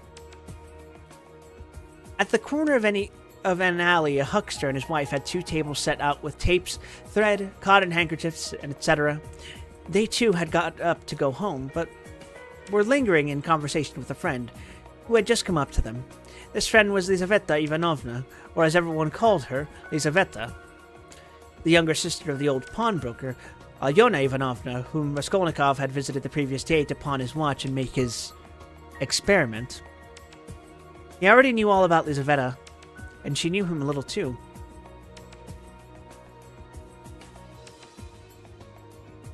She was a single woman of about 35, tall, clumsy, timid, submissive, and almost idiotic. She was a complete slave and went in fear and trembling of her sister, who made her work day and night and even beat her. She was standing with a bundle before the huckster and his wife, listening earnestly and doubtfully. They were talking of something with special warmth. The moment Raskolnikov caught sight of her, he was overcome by a strange sensation, as it were of intense astonishment, though there was nothing astonishing about this meeting. "You could make up your mind for yourself, Lizaveta Ivanovna," the huckster was saying aloud. "Come round tomorrow about 7. They will be here too." "Tomorrow," said Lizaveta slowly and thoughtfully, as though unable to make up her mind. "Upon my word, what a fright you are of Alyona Ivanovna," gabbled the huckster's wife, a lively little woman. "I look at you. You are like some little babe, and she is not your own sister either. Nothing but a stepsister, and what a hand she keeps over you."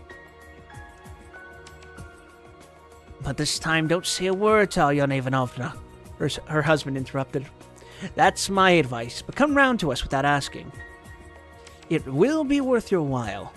Later on your sister herself may have a notion." "Am I to come?" "About 7 o'clock tomorrow. And they will be here. You will be able to decide for yourself. And we'll have a cup of tea," added his wife. "All right, I'll come," said Lizaveta, still pondering, and she began slowly moving away. Raskolnikov had just passed and heard no more. He passed softly, unnoticed, trying not to miss a word. His first amazement was followed by a thrill of horror, like a shiver running down his spine. He had suddenly quite unexpectedly learnt, that the next day at 7 o'clock Lizaveta, the old woman's sister and only companion, would be away from home, and that therefore at 7 o'clock precisely, the old woman would be left alone. He was only a few steps from his lodging. He went in like a man condemned to death. He thought of nothing and was incapable of thinking. But he felt suddenly in his whole being that he had no more freedom of thought, no will, and that everything was suddenly and irrevocably decided. Certainly, if he had to wait whole years for a suitable opportunity, he could not reckon on a more certain step towards the success of the plan than that which had just presented itself. In any case, it would have been difficult to find out beforehand and with certainty, with greater exactness and less risk, without dangerous inquiries and investigations. That next day at a certain time, an old woman, on whose life an attempt was contemplated, would be at home, and entirely alone. I can't believe Rodion killed an old woman. Wait, yes I can.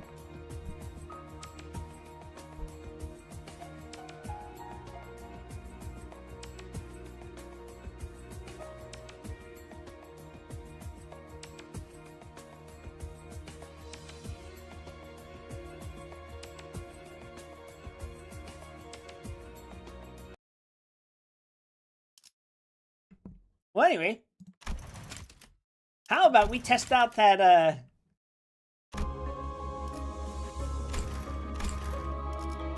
Blade of the House of Spiders from Yoshi, huh? Yeah!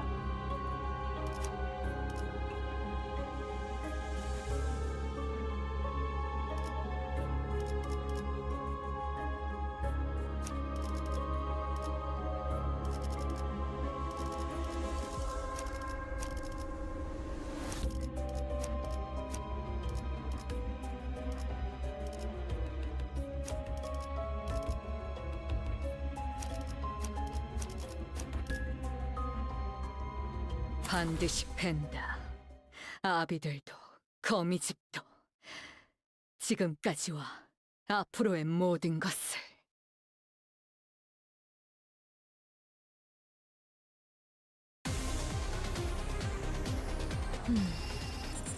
이루어질 수 없는 희망도, 추락해 흔적조차 남지 않은 희망도 모두 나의 바람인 듯이. 적이 건넨 도움 또한 도움일 테지.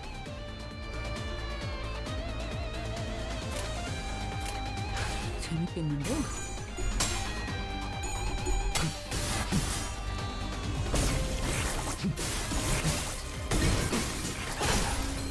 우와, 지금 완전 삼촌들이랑 공원에 갔었어.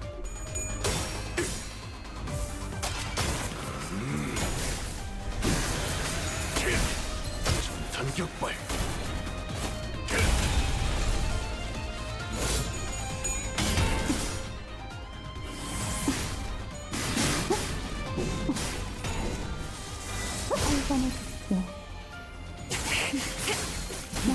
몰라 열받죠?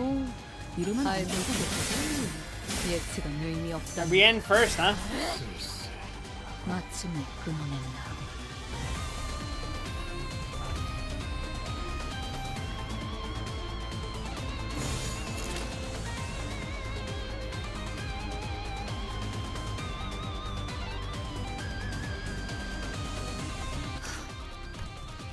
이 시계 소리 또한 끊어지겠지.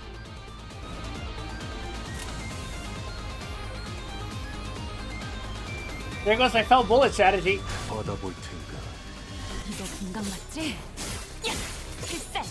발렛 브레이크 슬램. 파퍼를 이제야 좀 그게 후회된다. 마지막으로 남길 말? 돼. 당신을 죽여라 절규하는 내 모든 시간들의 아우성이. 저를 보내주기가. 그리웠습니다. 다시요. 낮도 밤도 지나 숨을 다하도록 배운다. 그렇게 서 있어. Oh, Lamau! I forgot the time killing time badge. 하지만 I forgot that it 슬슬 doesn't work on the 몰리는 number 1 ID. Shit, I'm 거. dumb. 근처에 융세염이라는 군 거를 파는 곳 있나? 이관. 그럼 오늘 림컨버 회식 메뉴는 수박을 곁들인 융세염 That's kind of 과자로 fucking hilarious. 결정하지.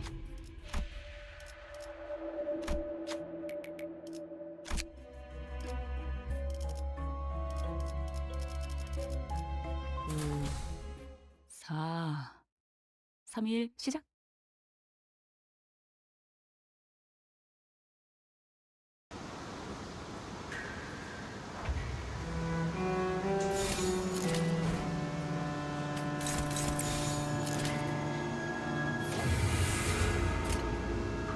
받아볼 텐가.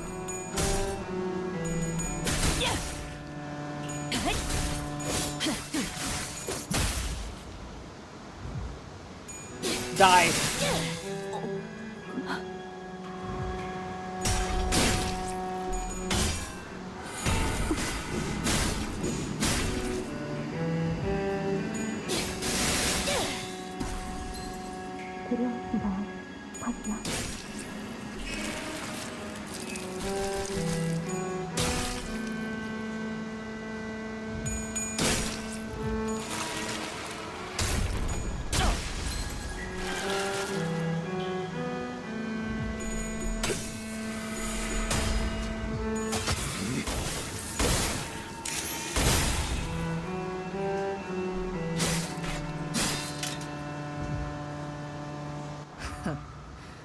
시그니처를 보여주겠다는데 마다할 이유는 없지. 군침에 힘주고 잘 봐라, 시. 받아볼 텐가.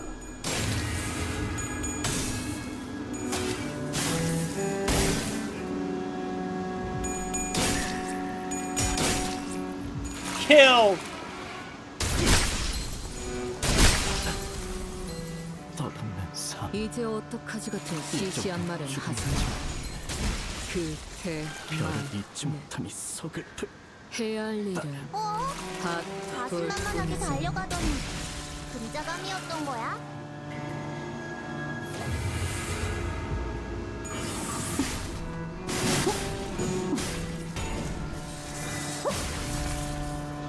왜 팔 휘적휘적?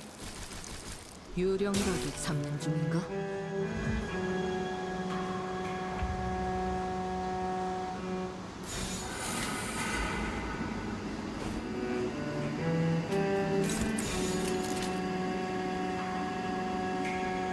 좋아, 간다.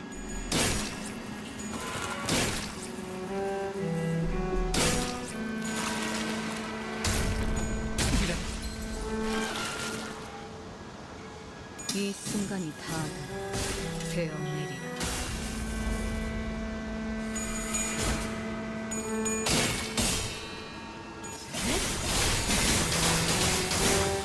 우와, 완전 삼촌들이랑 공호대 같았어. 지금처럼 Yeah, alright. 엄마와 함께 이곳저곳을 다니며 많은 기억을 쌓아줘. 언젠가 그 중에서 가장 멋진 곳에 나를 데려갈 수 있게.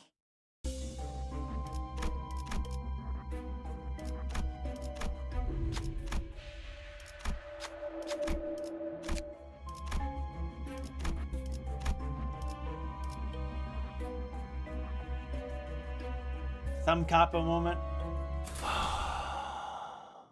사냥감인가. 몸이 끓어오르는군. 마음 들 아비들도 매번 이런 식이었다. 지금 내 기쁨을 찾았지.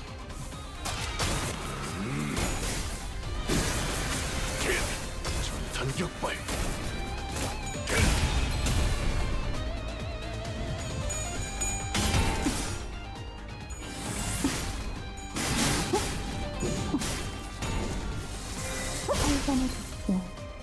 이 순간이 다 지금 완전 삼촌들이랑 공호대 같았어.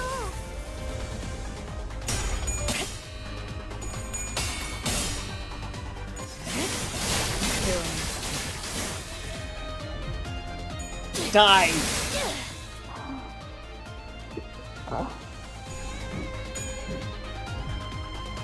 저자 보기 좋게 거미줄에 걸렸군.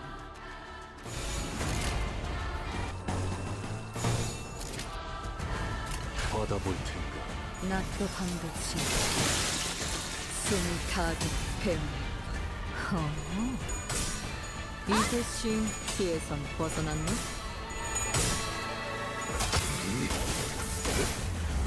이것밖에 못하는.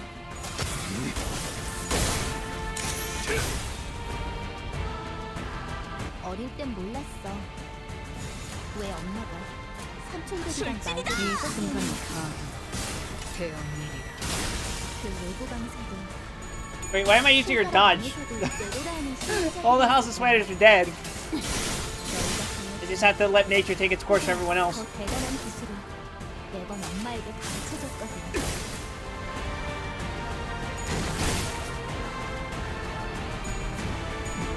Well, I guess it works out. 어릴 땐 몰랐어. 왜 엄마가 삼촌들이랑 말도 못 섞게 했는지. 그 외부 강사들 그려낸 손가락 안에서도 내로라 하는 실력자들이었을 거야. 너희가 배워준 혹은 더 대단한 기술은 매번 엄마에게 가르쳐줬거든. This really do be a change BGM moment. 구, 원, 올. 하지만 슬슬 물리는군. 근처에 융수염이라는 군 거를 파는 곳 있나? 있군. 그럼 오늘 림컨버 회식 메뉴는 수박을 곁들인 융수염 과자로 결정하지.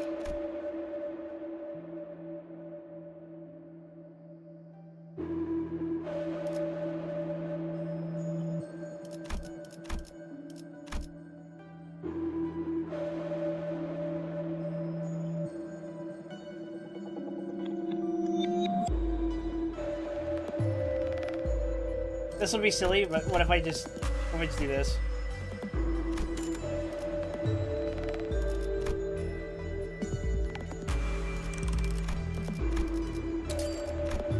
Ah, right. It has to be upgraded for it to work on. Yeah, okay.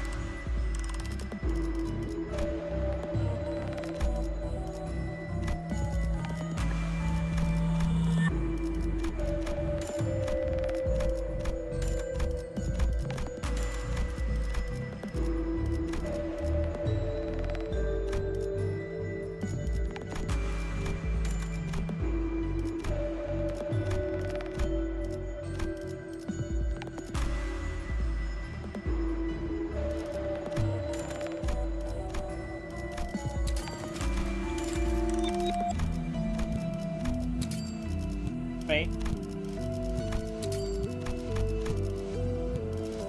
Oh, right.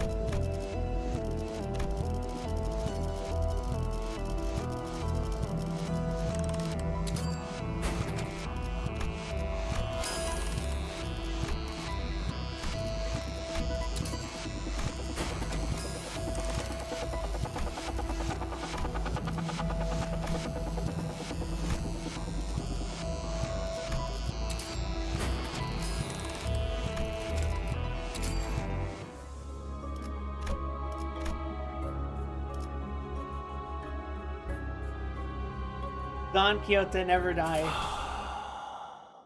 사냥감인가. 몸이 끓어오르는군. 희, 글과 신, 어에 이어 짜증나는 시선이 늘었군. 앞으로 한 번만 더 기분 나쁜 눈빛으로 내 검을 힐끔힐끔 쳐다보면 그땐 예외 없이 모분이다. 받아볼 텐가.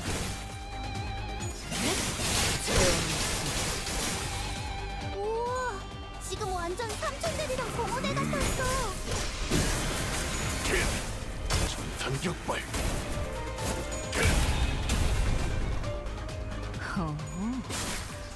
이제 싱 수에선 벗어났나?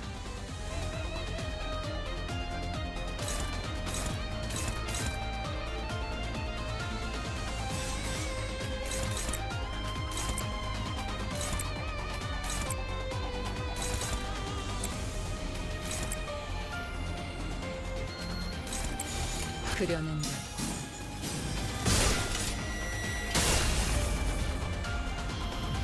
I'm out dead, I guess. 숨을 다 들어 배워냈군.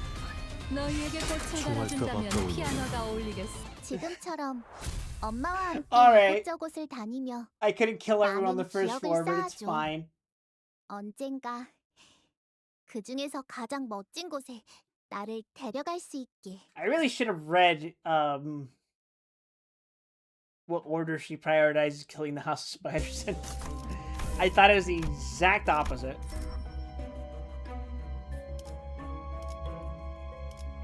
Yeah, what's the worst that could happen? Defense skill final power +1.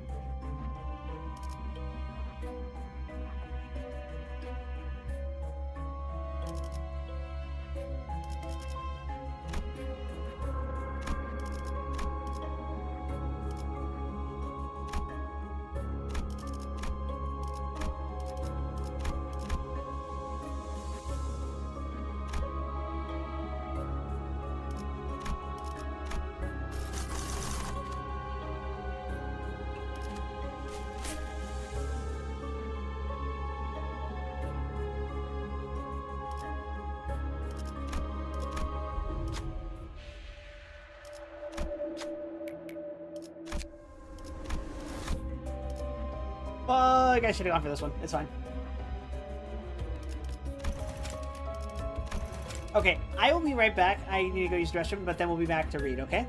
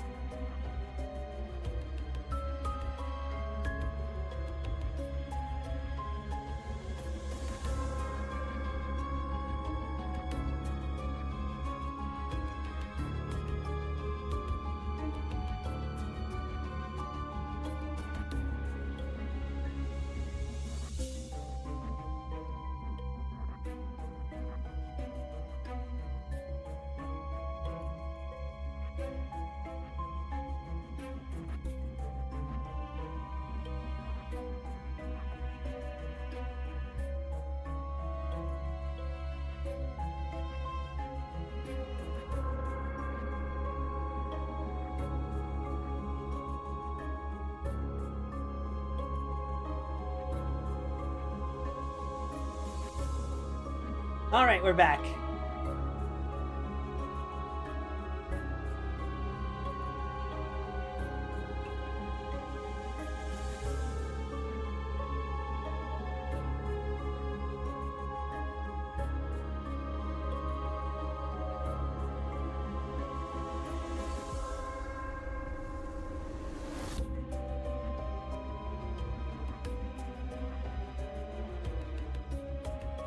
Now, where were we?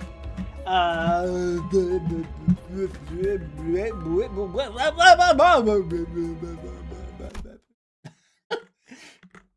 you guys seen that fucking those clips of that WWE AI narrator where like he's kind of talking in that usual neutral AI voice at first, but then like he's trying saying with WWE, I think is the phrase, but he like trips over the W so much he starts going whoa whoa whoa whoa whoa whoa whoa whoa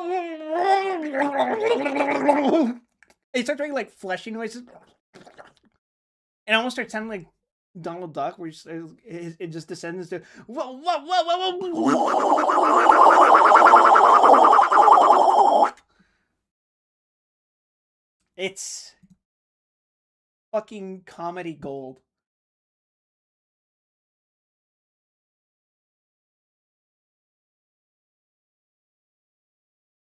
Anyway, back to literature.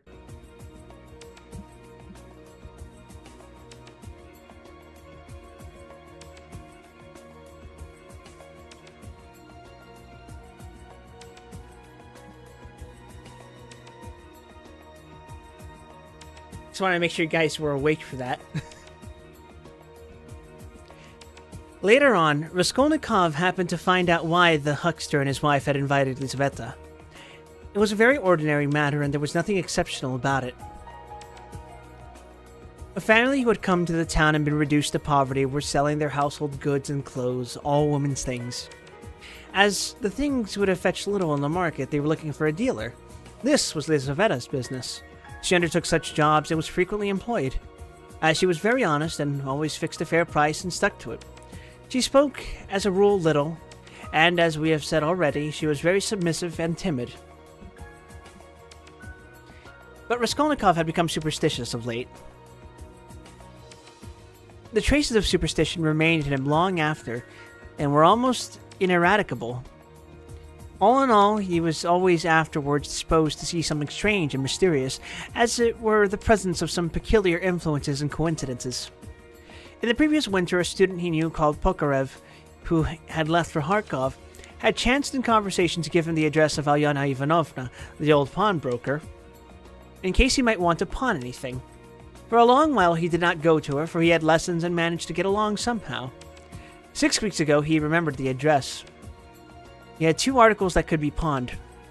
His father's old silver watch and a little gold ring with 3 red stones.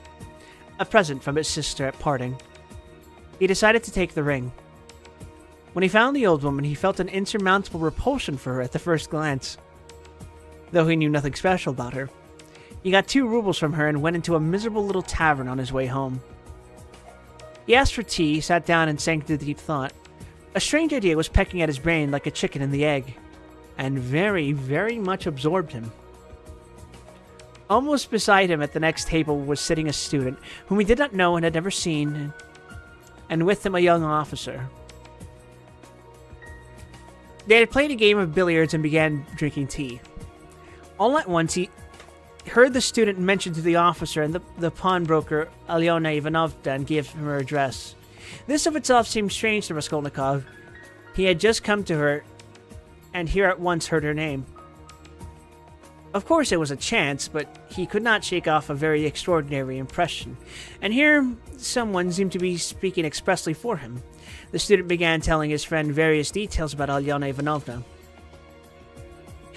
"She is first-rate," he said. "You can always get money from her. She is as rich as a Jew. She can give you 5,000 rubles at a time, and she is not above taking a pledge for a ruble. Lots of our fellows have had dealings with her, but she is an awful old harpy." And he began describing how spiteful and uncertain she was, how if he were only a day late with your interest, the pledge was lost, how she gave a quarter of the value of an article and took 5 and even 7% a month on it, and so on. The student chattered on, saying that she had a sister, Lizaveta, whom the wretched little creature was continually beating, and kept in complete bondage like a small child, though Lizaveta was at least 6 feet high. "There's a phenomenon for you," cried the student, and he laughed. They began talking about Lizaveta. The student spoke about her with a peculiar relish and was continually laughing, and the officer listened with great interest and asked him to send Lizaveta to do some mending for him. Raskolnikov did not miss a word and learned everything about her. Lizaveta was younger than the old woman and was her half-sister, being the child of a different mother. She was 35. She worked day and night for her sister, and besides doing the cooking and the washing, she did sewing and worked as a charwoman and gave her sister all she earned. She did not dare to accept an order or job of any kind without her sister's permission. The old woman had already made her will, and Lizaveta knew of it, and by this will she would not get a farthing, nothing but the movables, chairs, and so on. All the money was left to a monastery in the province of... that prayers might be said for her in perpetuity.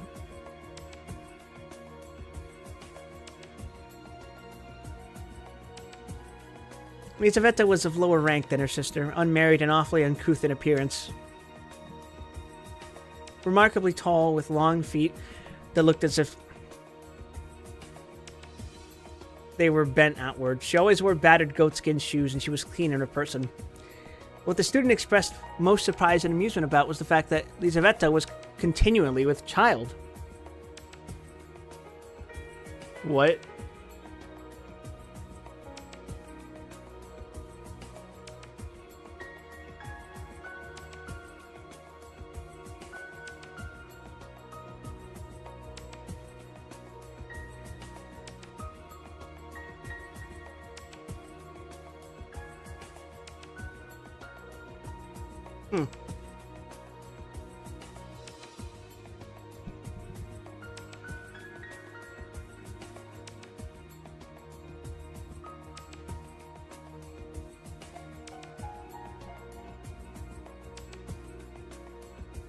"But you say she is hideous," observed the officer.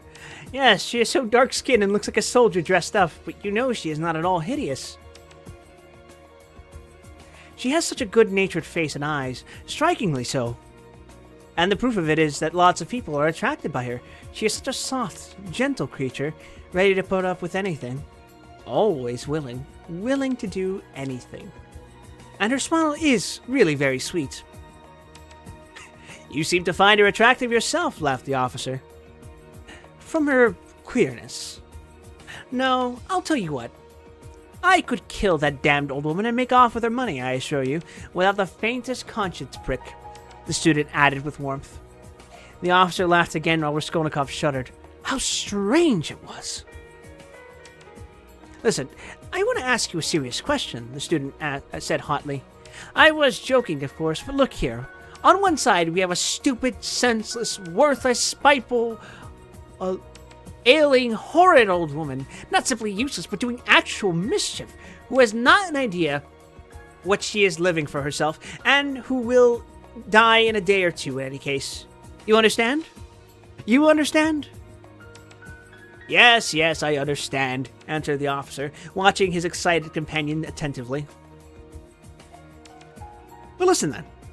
On the other side, fresh young lives thrown away for want of help, and by thousands, on every side. 100,000 good deeds could be done and helped on that old woman's money, which will be buried in a monastery. Hundreds, thousands perhaps, might be set on the right path. Dozens of families saved from destitution, from ruin, from vice, from lock hospitals, and all with her money. Kill her.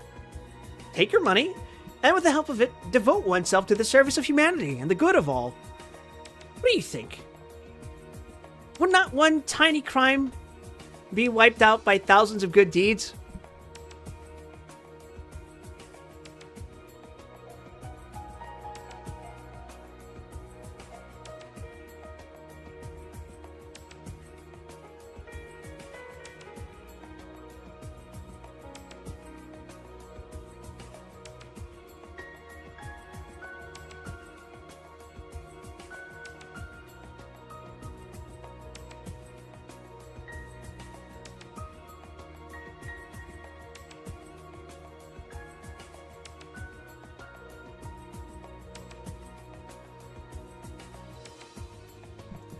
Hey, Neko. Sorry, I'm reading for everyone.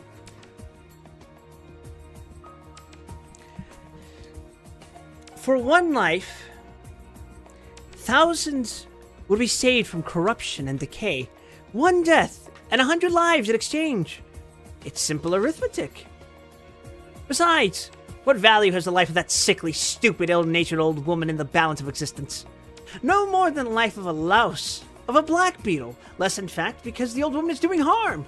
She's wearing out the lives of others. The other day, she hit Lizaveta's finger out of spite. It almost had to be amputated. What am I reading? Crime and Punishment by Fyodor Dostoevsky. Actually, excuse me a moment. I have to be right back.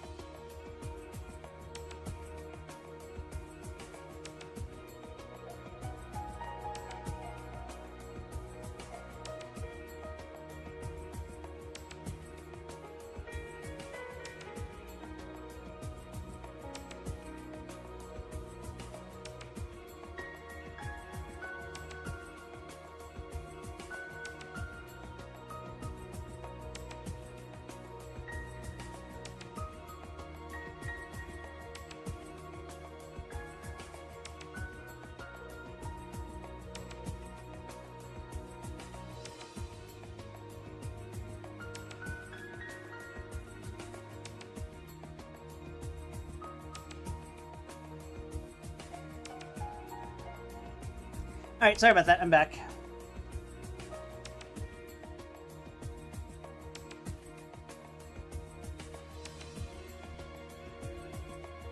That was one of my doctor's offices calling. I was like, oh, wait. I gotta call back. I gotta tell them we're fine. We're fine. I'm trying to be more mindful of my health lately.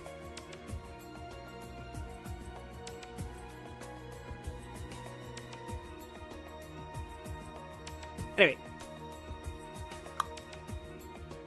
Where were we? Of course she does not deserve to live, remarked the officer. But there it is. It's nature. Oh, well, brother. But we have to correct and direct nature. But for that, we should drown in an ocean of prejudice. But for that, there would never have been a single great man.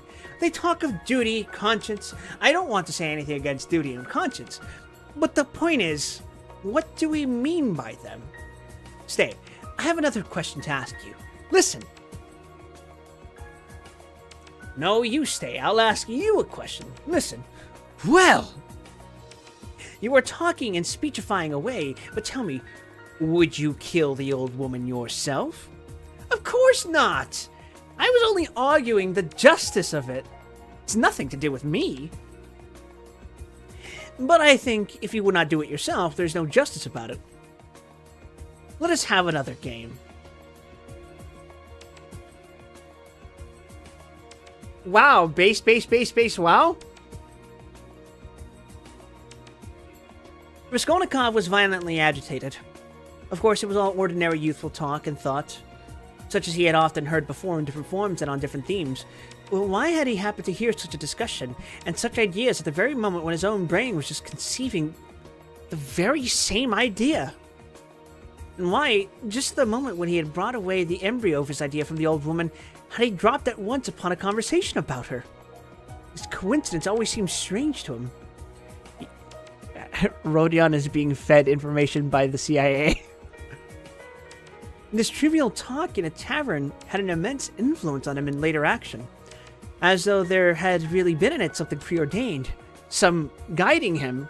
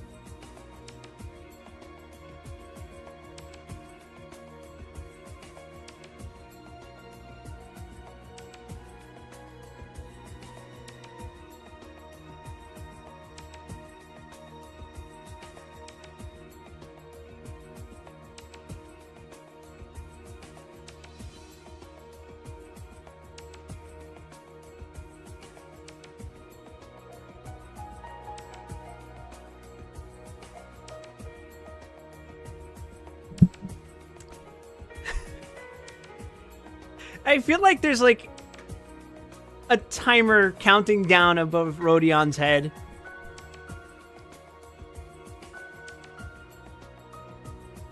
On returning from the Haymarket, he flung himself on the sofa and sat for a whole hour without stirring.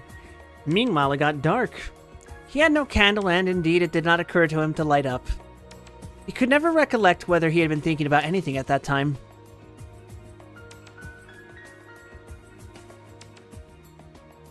At last, he was conscious of his former fever and shivering, and he realized with relief that he could lie down on the sofa. Soon, heavy, leaden sleep came over him, as if it were crushing him. He slept an extraordinarily long time, and without dreaming. Nastasia, coming into his room at 10 o'clock the next morning, had difficulty in rousing him. She brought him in tea and bread. The tea was again the second brew and again in her own teapot. My goodness, how he sleeps, she cried indignantly. And he is always asleep. He got up with an effort. His head ached, he stood up, took a turn in his garret, and sank back on the sofa again. Going to sleep again, cried Nastasia. Are you ill, eh? He made no reply. Do you want some tea? Afterwards, he said with an effort, closing his eyes again and turning to the wall. Nastasia stood over him. Perhaps he really is ill, she said, turned and went out. She came in again at 2 o'clock with soup. He was lying as before. The tea stood untouched. Nastasia felt positively offended and began wrathfully rousing him. Why are you lying like a log? She shouted, looking at him with repulsion. He got up and sat down again, but said nothing and stared at the floor. Are you ill or not? Asked Nastasia and again received no answer. You'd better go out and get a breath of air, she said after a pause. Will you eat it or not? Afterwards, he said weakly. You can go. And he motioned her out. She remained a little longer, looked at him with compassion, and went out. A few minutes afterwards, he raised his eyes and looked for a long while at the tea and the soup. Then he took the bread and took up a spoon and began to eat.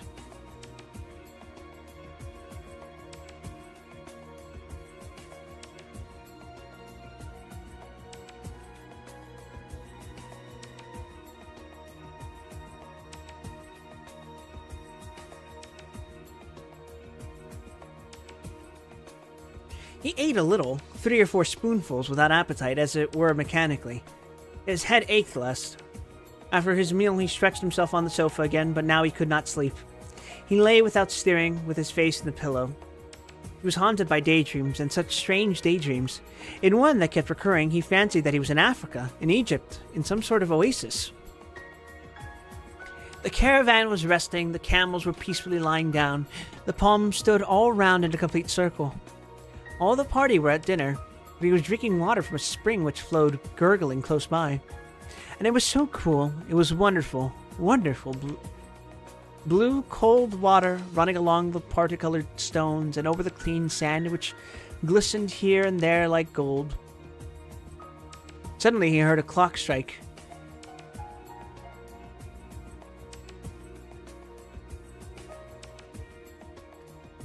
He started, roused himself, raised his head, looked out of the window, and seeing how late it was, suddenly jumped up wide awake as though someone had pulled him off the sofa.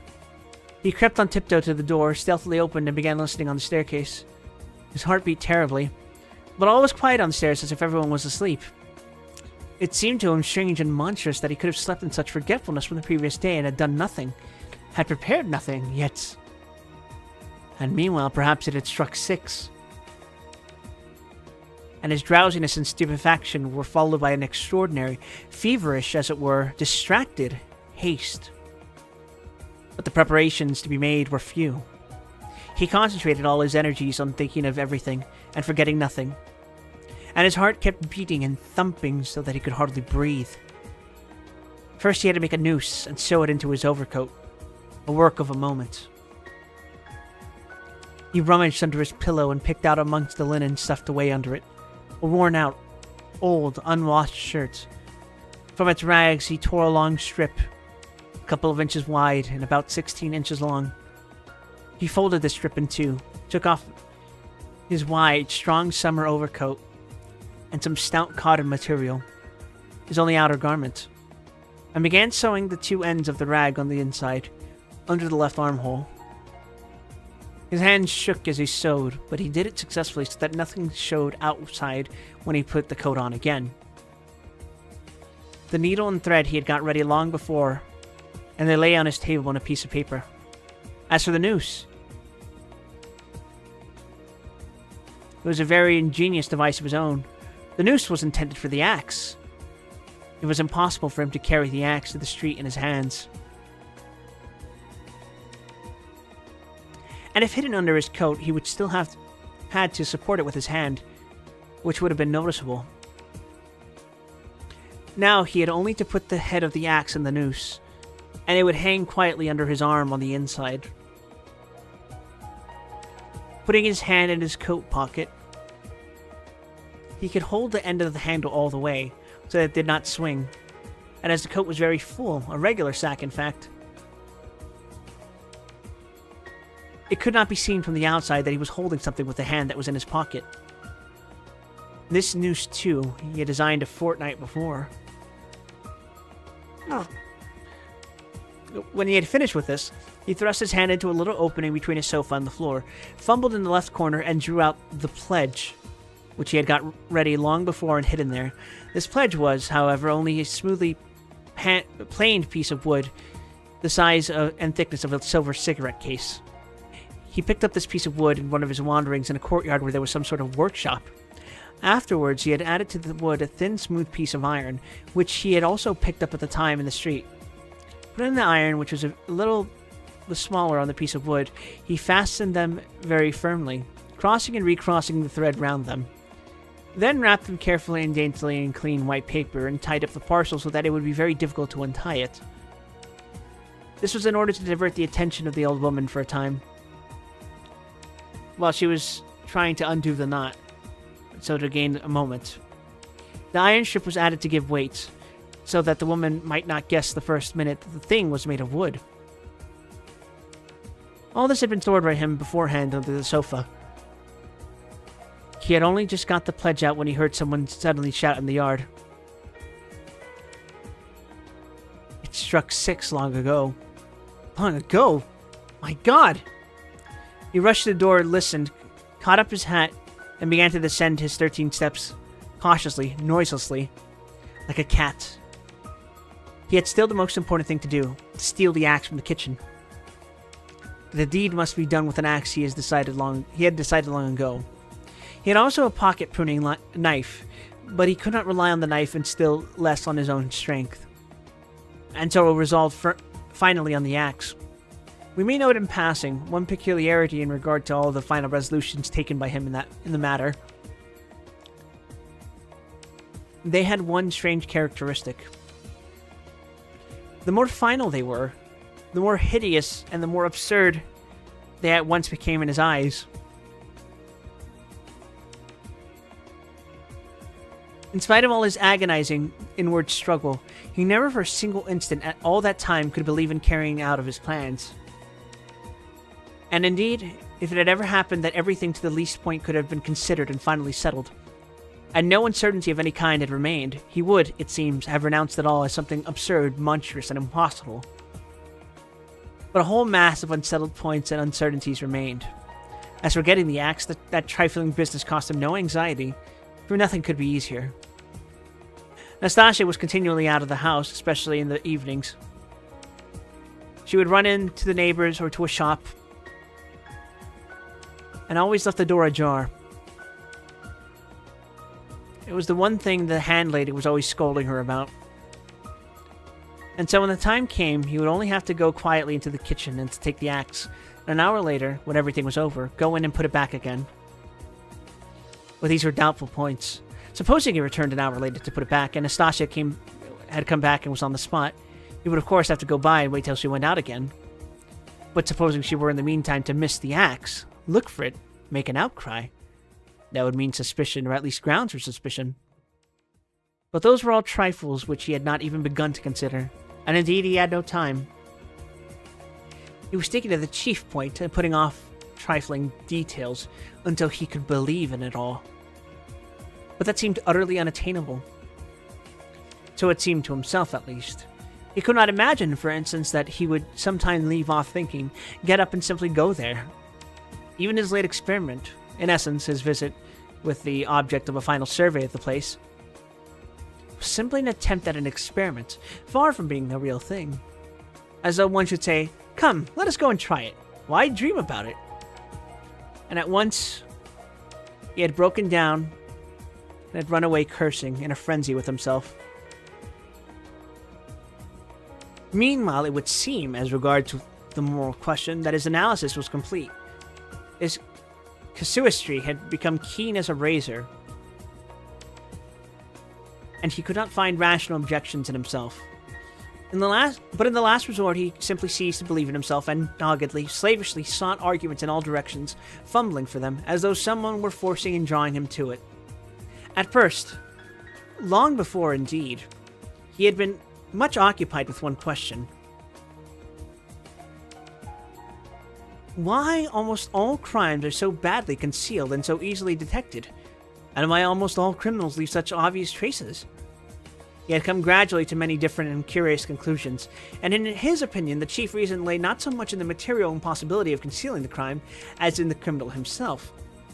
Almost every criminal was subject to a failure of will and reasoning power by a childish and phenomenal heedlessness, at the very instant when prudence and caution were most essential. It was his conviction that this eclipse of reason and failure of willpower attacked a man like a disease, developed gradually and reached its highest point just before the perpetration of the crime, continued with equal violence at the moment of the crime and for longer or shorter time after, according to the individual case, and then passed off like any other disease. The question whether the disease gives rise to the crime, or whether the crime from its own peculiar nature is always accompanied by something of the nature of the disease, he did not yet feel able to decide. When he reached these conclusions, he decided that in his own case there could not be such a morbid reaction, that his reason and will would remain unimpaired at the time of the carrying out of his design, for the single reason that his design was not a crime. We will omit all the process by means of which he arrived at this last conclusion. We have run too far ahead already. We may add only that the practical, purely material difficulties of the affair occupied a secondary position in his mind. One has but to keep all one's willpower and reason to deal with them, and they will be overcome at the time when once one has familiarized oneself with the minutest details of the business.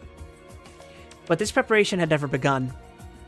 His final decisions were what he came to trust least, and when the hour struck, it all came to pass quite differently. As it were, accidentally and unexpectedly. One trifling circumstance upset his calculations before he had even left the staircase. When he reached the landlady's kitchen, the door of which was open as usual, he glanced cautiously in to see whether, in Nastasia's absence, the landlady herself was there, or if not, whether the door to her own room was closed, so that she might not peep out when he went in for the axe. But what was his amazement when he suddenly saw that Nastasia was not only at home in the kitchen, but was occupied there, taking linen out of a basket and hanging it on a line. Seeing him, she left off hanging the clothes, turned to him, and stared at him all the time he was passing. He turned away his eyes and walked past as though he noticed nothing. But it was the end of everything. He had not the axe. He was overwhelmed. What made me think? He reflected, as he went under the gateway. What made me think that she would be sure not to be at home at that moment? Why? Why did I assume this so certainly? He was crushed and even humiliated. He could have laughed at himself in his anger. The dull animal rage boiled within him. He stood hesitating in the gateway. To go into the street, to go a walk for appearance's sake, was revolting. To go back to his room, even more revolting. And what a chance I have lost forever, he muttered, standing aimlessly in the gateway just opposite the porter's little dark room, which was also open. Suddenly he started. From the porter's room, 2 paces away from him, something shining under the bench to the right caught his eye. He looked about him. Nobody. He approached the room on tiptoe, went down 2 steps into it, and in a faint voice called the porter. Yes, not at home. Somewhere near, though, in the yard. The door is wide open. He dashed to the axe, it was an axe, and pulled out from under the bench, where it lay between 2 chunks of wood. At once before going out, he made it fast in the noose. He thrust both hands into his pockets and went out of the room. No one had noticed him. When reason fails, the devil helps, he thought with a strange grin. This chance raised his spirits extraordinarily. He walked along quietly and sedately, without hurry to avoid awakening its suspicion. He scarcely looked at the passers-by, trying to escape looking at their faces at all, and to be as little noticeable as possible. Suddenly, he thought of his hat. Good heavens! I had the money the day before yesterday, and did not get a cap to wear instead. A curse rose from the bottom of his soul. Glancing out of the corner of his eye into a shop, he saw by a clock on the wall that it was 10 minutes past 7. He had to make haste and at the same time go some way round, so as to approach the house from the other side. When he had happened to imagine all this beforehand, he had sometimes thought that he would be very much afraid. But he was not very much afraid now. Was not afraid at all, indeed. His mind was even occupied by irrelevant matters. But by nothing for long. As he passed the Yusupov garden, he was deeply absorbed in considering the building of great fountains, and of their refreshing effect on the atmosphere in all the squares. By degrees he passed to the conviction that if the summer garden were extended to the field of Mars, and perhaps joined to the garden of the Mihailovsky Palace, it would be a splendid thing and a great benefit to the town. Then he was interested by the question why in all great towns men are not simply driven by necessity, but in some peculiar way inclined to live in those parts of the town where there are no gardens or fountains, where there is most dirt and smell and all sorts of nastiness. Then his own walks through the Haymarket came back to his mind, and for a moment he waked up to reality. What nonsense, he thought. Better think nothing at all. So probably men led to execution clutch mentally at every object that meets them on the way. Flashed through his mind, but simply flashed like lightning. He made haste to dismiss this thought, and by now he was near. Here was the house. Here was the gate. Suddenly, a clock somewhere struck once. What? Can it be 7:30? Impossible. It must be fast. Luckily for him, everything went well again at his gates. Or at the gates. At that very moment, as though expressly for his benefit, a huge wagon of hay had just driven in at the gate, completely screening him as he passed under the gateway. And the wagon had scarcely the time to drive through into the yard before he had slipped in a flash to the right. On the other side of the wagon, he could hear shouting and quarreling. Shouting? Shouting and quarreling. Oh my god, I'm dumb. But no one noticed him, and no one met him. Many windows looking into that huge quadrangular yard were open at that moment, but he did not raise his head. He had not the strength to. The staircase leading to the old woman's room was close by. Just on the right of the gateway, he was already on the stairs. Drawing a breath, pressing his hand against his throbbing heart, and once more feeling for the axe and setting it straight, he began softly and cautiously ascending the stairs, listening every minute. But the stairs, too, were quite deserted. All the doors were shut. He met no one. One flat, indeed, on the first floor was wide open and painters were at work in it, but they did not glance at him. He stood still, thought a minute, and went on. Of course it would be better if they had not been there, but it's 2 stories above them. And here was the 4th story. Here was the door. Here was the flat opposite, the empty one. The flat underneath the old woman's was apparently empty also. The visiting card nailed on the door had been torn off. They had gone away. He was out of breath. For one instant the thought floated through his mind. Shall I go back? But he made no answer and began listening at the old woman's door. A dead silence. Then he listened again. On the staircase, listened long and intently. Then looked about him for the last time, pulled himself together, drew himself up, and once more tried the axe and the noose. Am I very pale? He wondered. Am I not evidently agitated? She is mistrustful. Had I better wait a little longer, till my heart leaves off thumping? But his heart did not leave off. On the contrary, as though to spite him, it throbbed more and more violently. He could stand it no longer. He slowly put on his hand to the bell and rang. Half a minute later, he rang again, more loudly. No answer. Evening, guys. To go on ringing was useless and out of place. The old woman was, of course, at home, but she was suspicious and alone. He had some knowledge of her habits, and once more he put his ear to the door. Either his senses were peculiarly keen, which it is difficult to suppose, where the sound was really very distinct. Anyway, he suddenly heard something like the cautious touch of a hand on the lock, and the rustle of a skirt at the very door. Someone was standing stealthily close to the lock, just as he was doing on the outside, was secretly listening within, and seemed to have her ear to the door. He moved a little on purpose, and muttered something aloud that he might not have the appearance of hiding, then rang a third time, but quietly, soberly, and without impatience.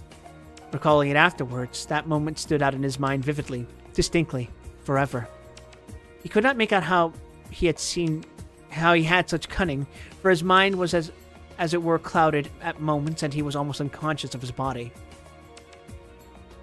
An instant later, he heard the latch unfastened.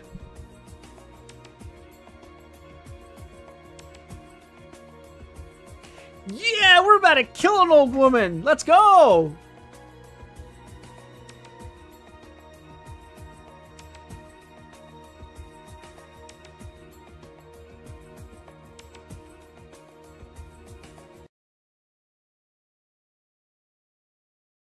Speaking of killing an old woman, I'm just hold up. It's time to actually play the video game. We've earned it by reading a chapter.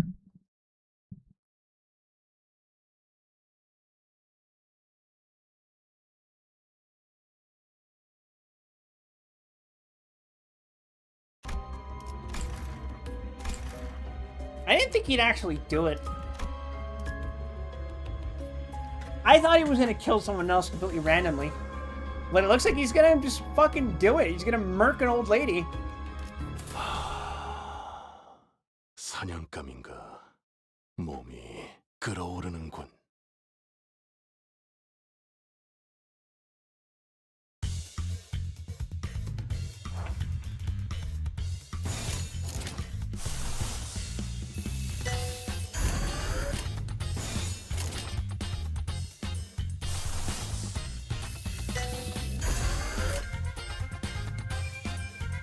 좋아, 간다. 우와, 지금 완전 삼촌들이랑 공원에 같았어. 그렇게 서 있으면 목이 떨어질 수밖에.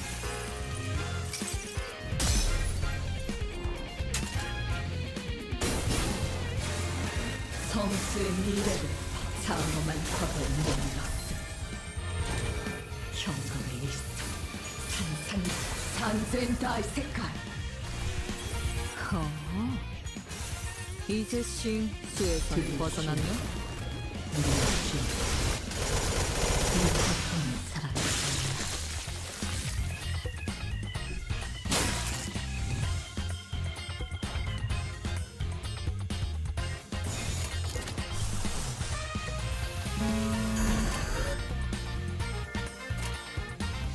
출진이다! 그렇게 서 있으면 목이 떨어질 수밖에. 그렇게 서 있으면 목이 떨어질 수밖에. Me when I killed Don Quixote for no fucking reason.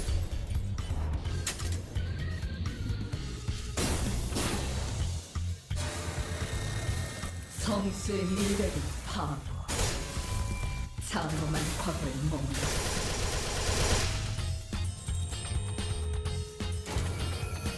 현금의 일성, 산산이 조각내어. 산산다의 색깔. 무타 법을 이제야 좀 이해. Now it's just her and Uncle Lei Heng. 곳을 다니며 많은 기억을 쌓아줘. Oh. 언젠가 그 중에서 가장 멋진 곳에 나를 데려갈 수 있게.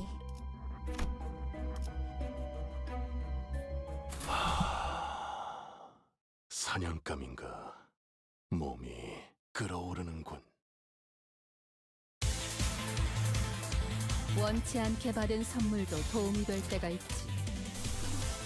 엄마와 같은 색으로 갈아 끼웠지. 내 의안처럼.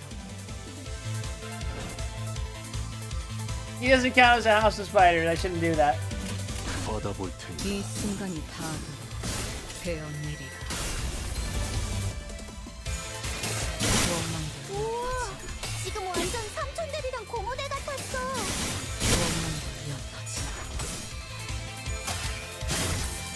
이것밖에 못하나. 모, 분, 조, 토. 역시 모가지를 분들여야 조용해지는 것. 저 도야지 같은 새끼가. 원망도 엿퍼지나.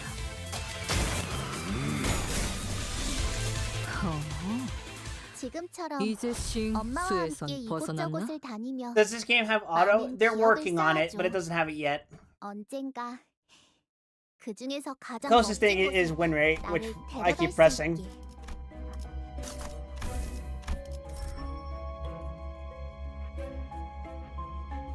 Win rate basically does a calculation of like what will get your characters to win the most clashes.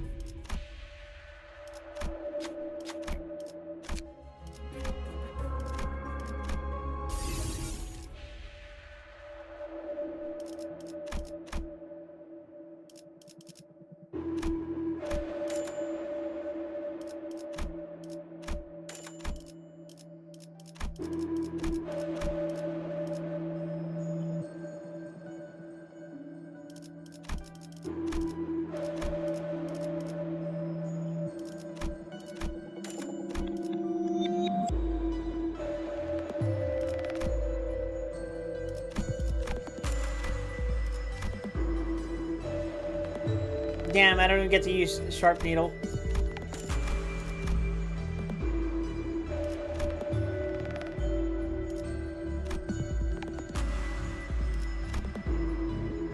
Dang, alright.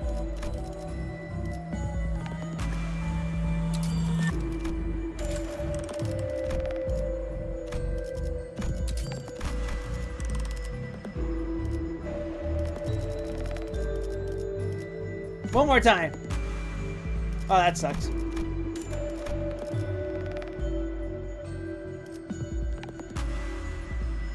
It's fine, probably.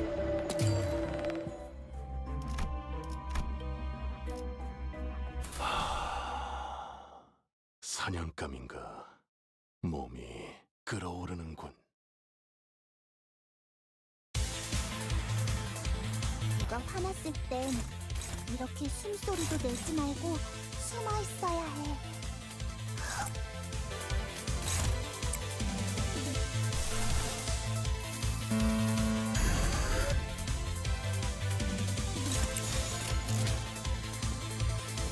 받아볼 텐가?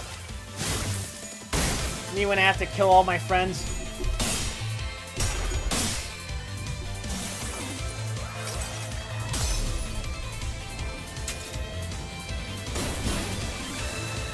점수의 미래는 장엄한 과거를 머물렀어.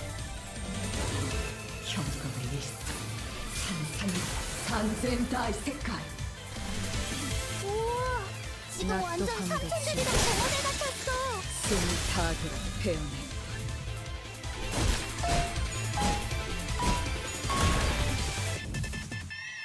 저저라, 보기 좋게 거미줄에 걸렸구나.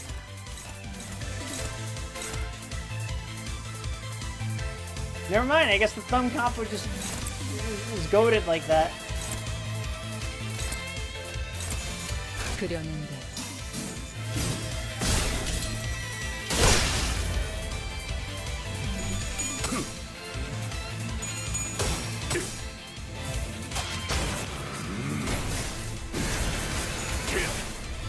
전탄격발.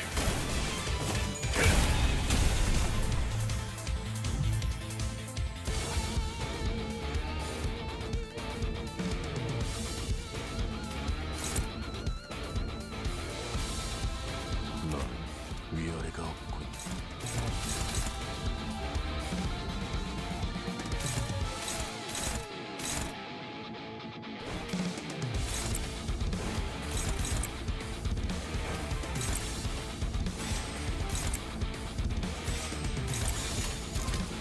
받아볼 텐가?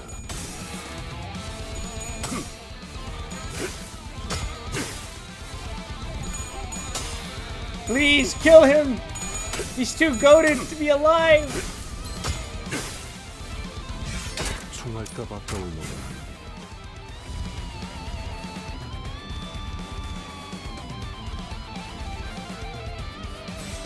Ah, fuck it. 그려는데 전력으로 상대해봐. Buy this chicken. 무파법을 이제야 좀 이해. 엄마와 함께 이곳저곳을 다니며 많은 기억을 쌓아줘. 언젠가 그 중에서 가장 멋진 곳에 나를 데려갈 수 있게.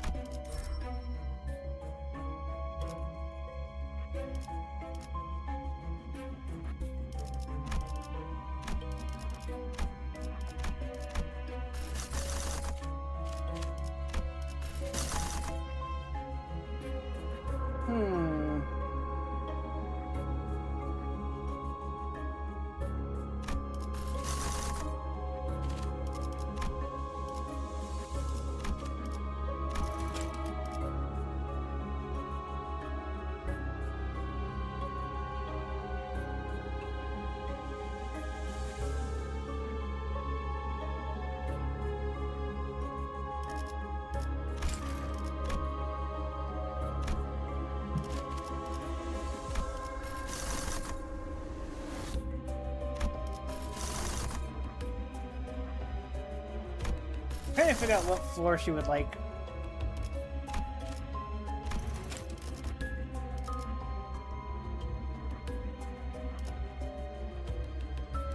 I think Violet Noon is fine. Because it gives her this.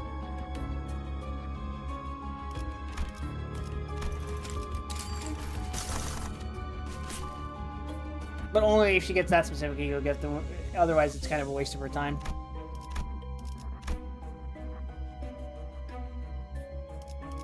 But now it's time to read another chapter.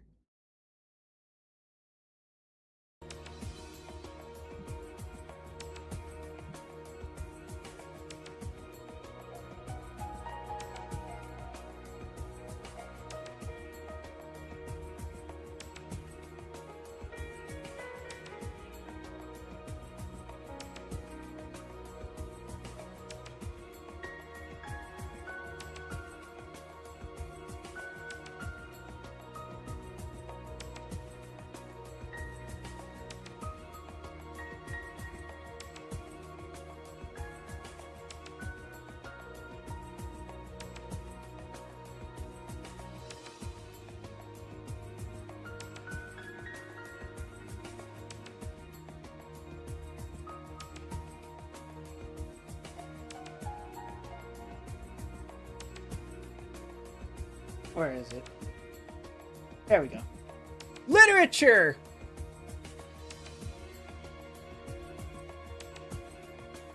The door was as before, opened a tiny crack, and again two sharp and suspicious eyes stared at him out of the darkness. Then Raskolnikov lost his head and nearly made a great mistake. Fearing the old woman would be frightened by their being alone, and not hoping that the sight of him would disarm her suspicions, he took hold of the door and drew it towards him to prevent the old woman from attempting to shut it again. Seeing this, she did not pull the door back, but she did not let go the handle so that he almost dragged her out with it onto the stairs. Seeing that she was standing in the doorway, not allowing him to pass, he advanced straight upon her. She stepped back in alarm, tried to say something, but seemed unable to speak and stared with open eyes at him. "Good evening, Alyona Ivanovna," he began, trying to speak easily.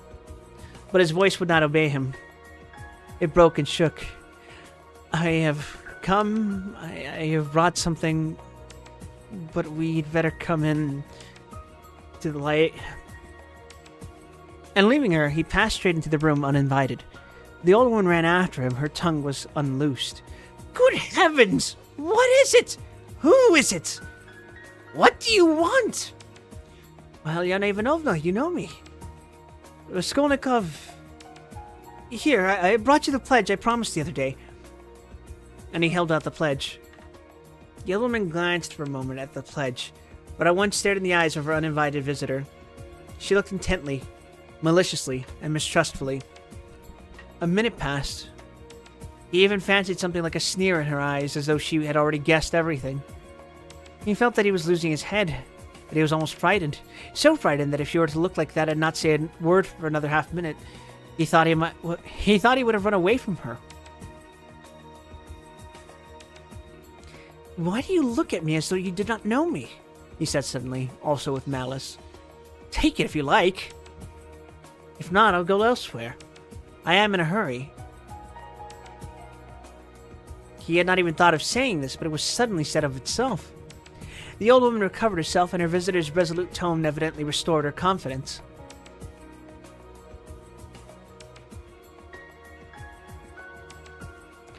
But why, my good sir, all of a minute?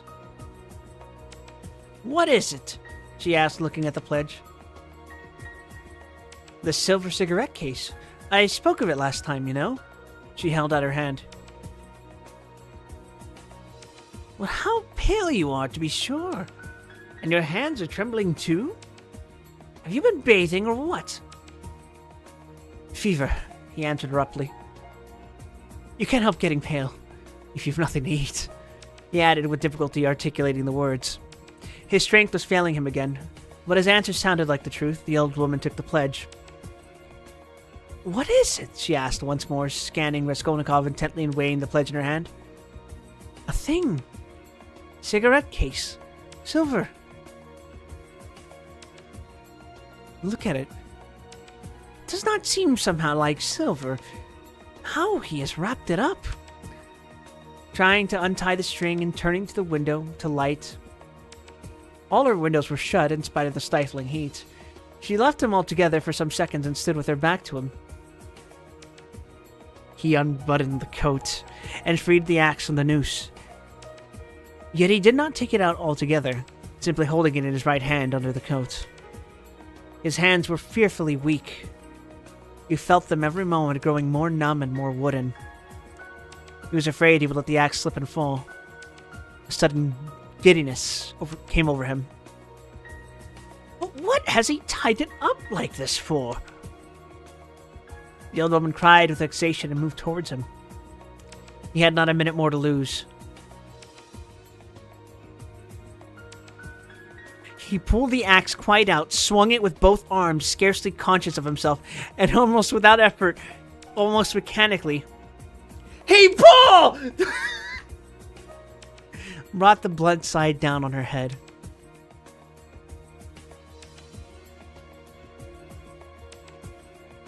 He seemed not to use his own strength in this, but as soon as he had once brought the axe down, his strength returned to him.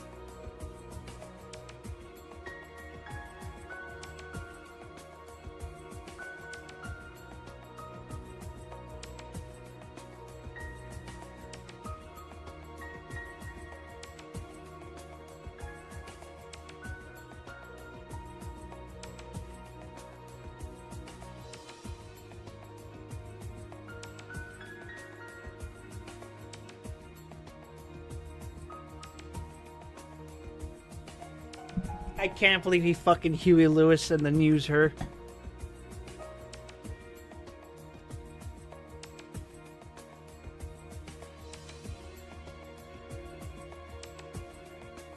The old woman was as always bareheaded.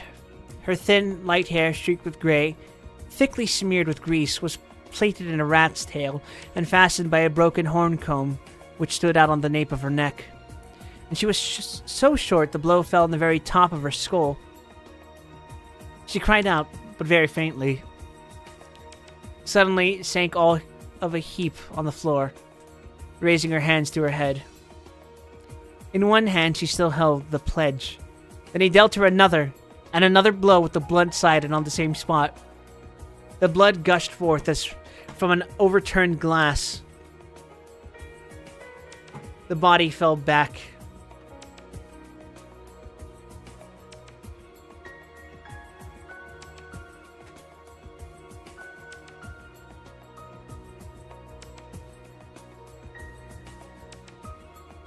He stepped back, let it fall, and at once bent over her face. She was dead. Her eyes seemed to be starting out of their sockets.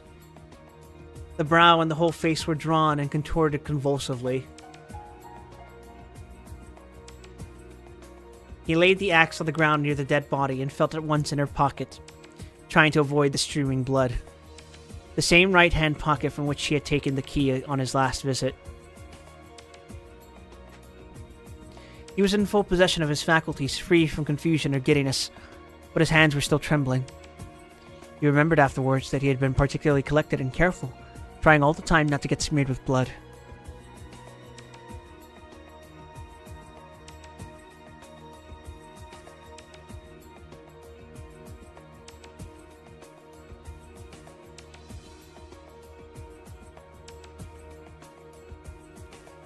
He pulled out the keys at once. They were all, as before, in one bunch on a steel ring.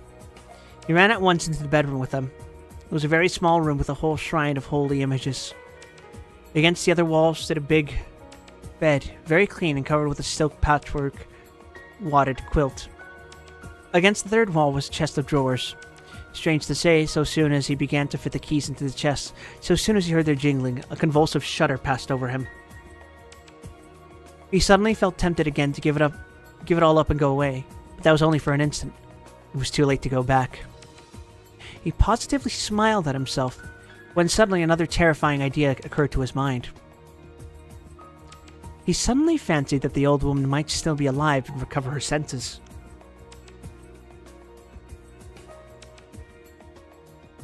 Leaving the keys in the chest, he ran back to the body, snatched up the axe, and lifted it once more over the old woman, but did not bring it down.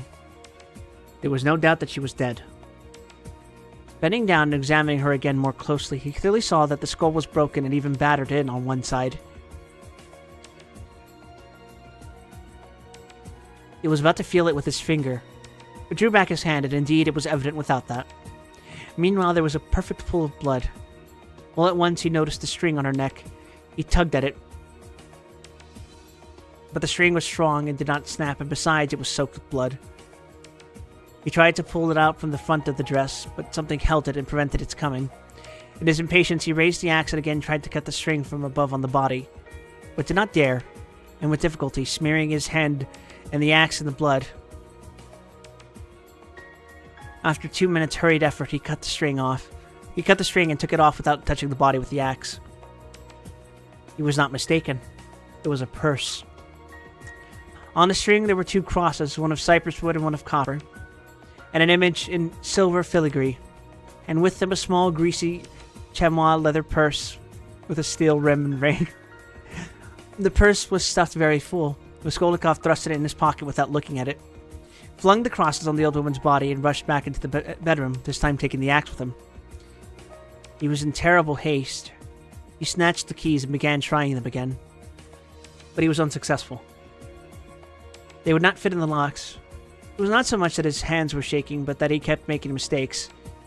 Though he saw, for instance, that a key was not the right one and would not fit, still he tried to put it in.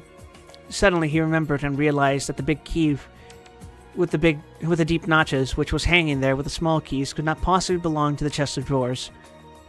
On his last visit, this had struck him, but to some strong box, and that everything perhaps was hidden in that box. He left the chest of drawers, and at once felt under the bedstead, knowing that old women usually keep boxes under their beds, and so it was.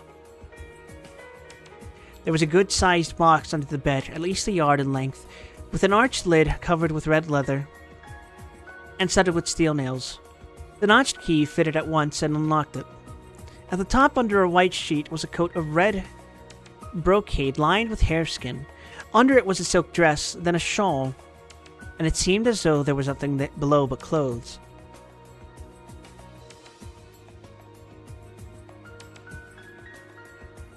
The first thing he did was to wipe his blood-stained hands on the red brocade. It's red, and on red, blood will be less noticeable. The thought passed through his mind. Then he suddenly came to himself. Good God, am I going out of my senses? He thought with terror. But no sooner did he touch the clothes than a gold watch slipped from under the fur coat. He made haste to turn them all over. There turned out to be various articles made of gold among the clothes, probably all pledges, unredeemed or waiting to be redeemed. Bracelets, chains, earrings, pins, and such things. Some were in cases, others simply wrapped in newspaper, carefully and exactly folded, and tied round with tape. Without any delay, he began filling up the pockets of his trousers and overcoat without examining or undoing the parcels and cases. But he had not time to take many.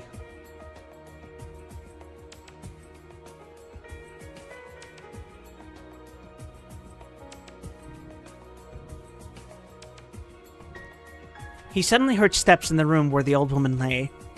He stopped short and was still as death. But all was quiet, so it must have been his fancy. All at once he heard distinctly a faint cry, as though someone had uttered a low, broken moan. Then again, dead silence for a minute or two. He sat squatting on his heels by the box, and waited holding his breath. Suddenly he jumped up, seized the axe, and ran out of the bedroom.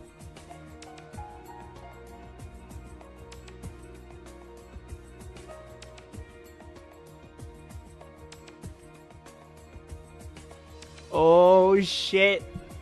Oh shit. In the middle of the room stood Lizaveta with a big bundle in her arms. She was gazing in stupefaction at her murdered sister, white as a sheet and seeming not to have the strength to cry out. Seeing him run out of the bedroom, she began faintly quivering all over like a leaf. A shudder ran down her face. She lifted her hand, opened her mouth, but still did not scream. She began slowly backing away from him into the corner, staring intently, persistently at him, but still uttered no sound, as though she could not get the breath to scream. He rushed at her with the axe.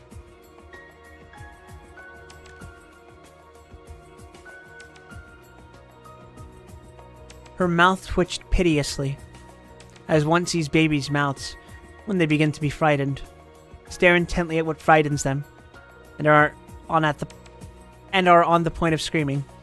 And this hapless Lizaveta was so simple, and had been so thoroughly crushed and scared that she did not even raise a hand to guard her face, though that was the most necessary and natural action at the moment, for the axe was raised over her face.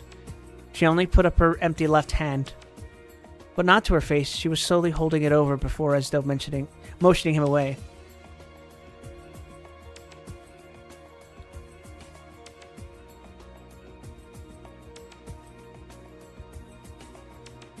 The axe fell with the sharp edge just on the skull, and split at one blow all the top of her head.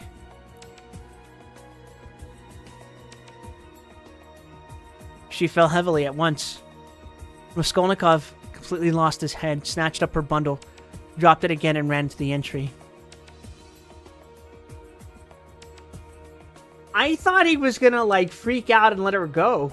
I didn't realize he was actually gonna fucking kill her.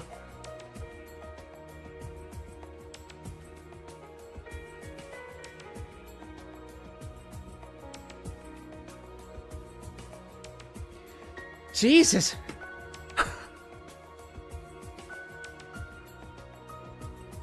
Fear gained more and more mastery over him, especially after this second, quite unexpected murder. He longed to run away from the place as fast as possible. And if at that moment he had been capable of seeing and reasoning more correctly, if he had been able to realize all the difficulties of his position, the hopelessness, the hideousness, and the absurdity of it, if he could have understood how many obstacles and perhaps crimes he had still to overcome or to commit, to get out of that place and to make his way home, it is very possible that he would have flung up everything and would have gone to give himself up. And not from fear, but from simple horror and loathing of what he had done. The feeling of loathing especially surged up within him and grew stronger every minute. He would not now have gone to the box or even into the room for anything in the world. But a sort of blankness, even dreariness, had begun by degrees to take possession of him.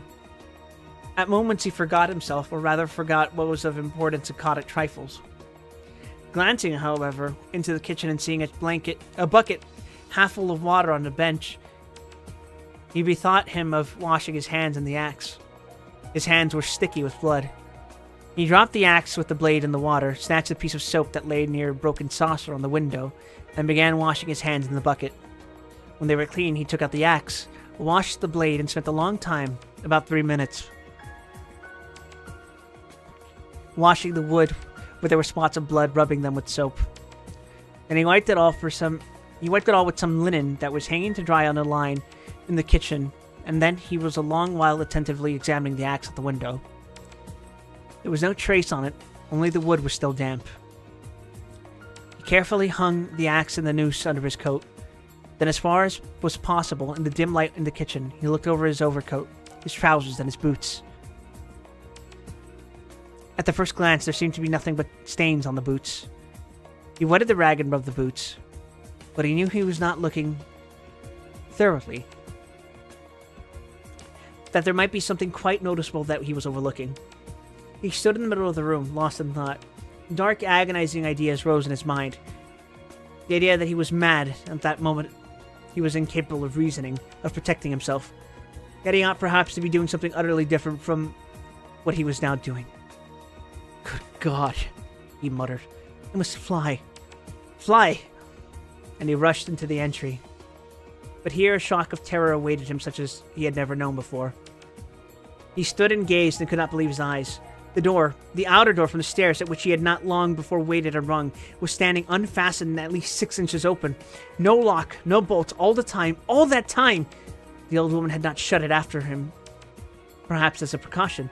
But good God, why he had seen Lizaveta afterwards! And how could he have failed to reflect that she must have come in somehow? She could not have come through the wall! He dashed to the door and fastened the latch. But no, the wrong thing again! I must get away. Get away!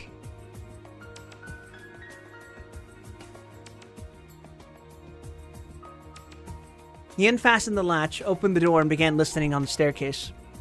He listened a long time. Somewhere far away, it might be in the gateway, 2 voices were loudly and shrilly shouting, quarreling and scolding. What are they about? He waited patiently. At last, all was still, as though suddenly cut off. They had separated. He was meaning to go out, but suddenly, on the floor below, a door was noisily opened and someone began going downstairs humming a tune.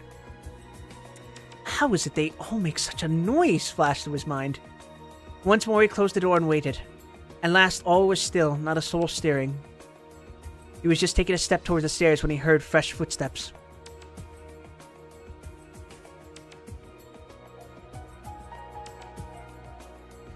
The steps sounded very far off, at the very bottom of the stairs, but he remembered quite clearly and distinctly that from the first sound he began for some reason to suspect that this was someone coming there, to the 4th floor, to the old woman.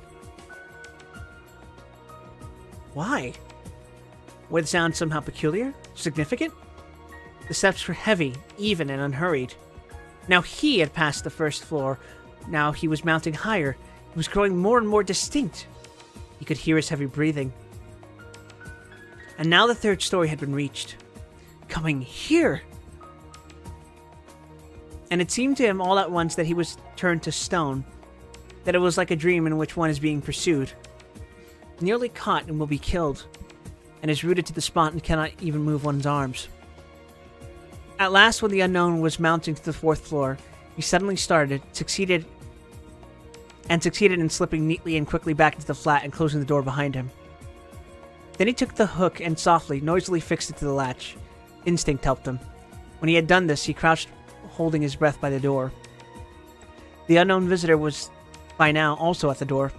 They were now standing opposite one another, as he had just before been standing with the old woman when the door divided them and he was listening. The visitor panted several times. He must be a big, fat man, thought Raskolnikov, squeezing the axe in his hand. It seemed like a dream indeed. The visitor took hold of the bell and rang loudly.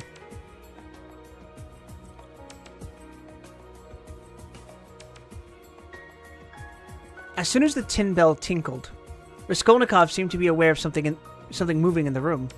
For some seconds he listened quite seriously. The unknown rang again, waited, and suddenly tugged violently and impatiently at the handle of the door. Raskolnikov gazed in horror as the hook shaking in its fastening. At the hook shaking in its fastening. And in blank terror expected every minute that the fastening would be pulled out. It certainly did seem possible, so violently he was shaking it. He was tempted to hold the fastening, but he might be aware of it. A giddiness came over him again. I shall fall down, flashed through his mind. But the unknown began to speak and recovered himself at once. What's up? Are they asleep or murdered? Damn them, he bawled in a thick voice. Hey, Alyona Ivanovna, old witch! Lizaveta Ivanovna! Hey, my beauty! Open the door! Oh, damn them, are they asleep or what? And again, enraged, he tugged with all his might a dozen times at the bell. He must certainly be a man of authority and an intimate acquaintance.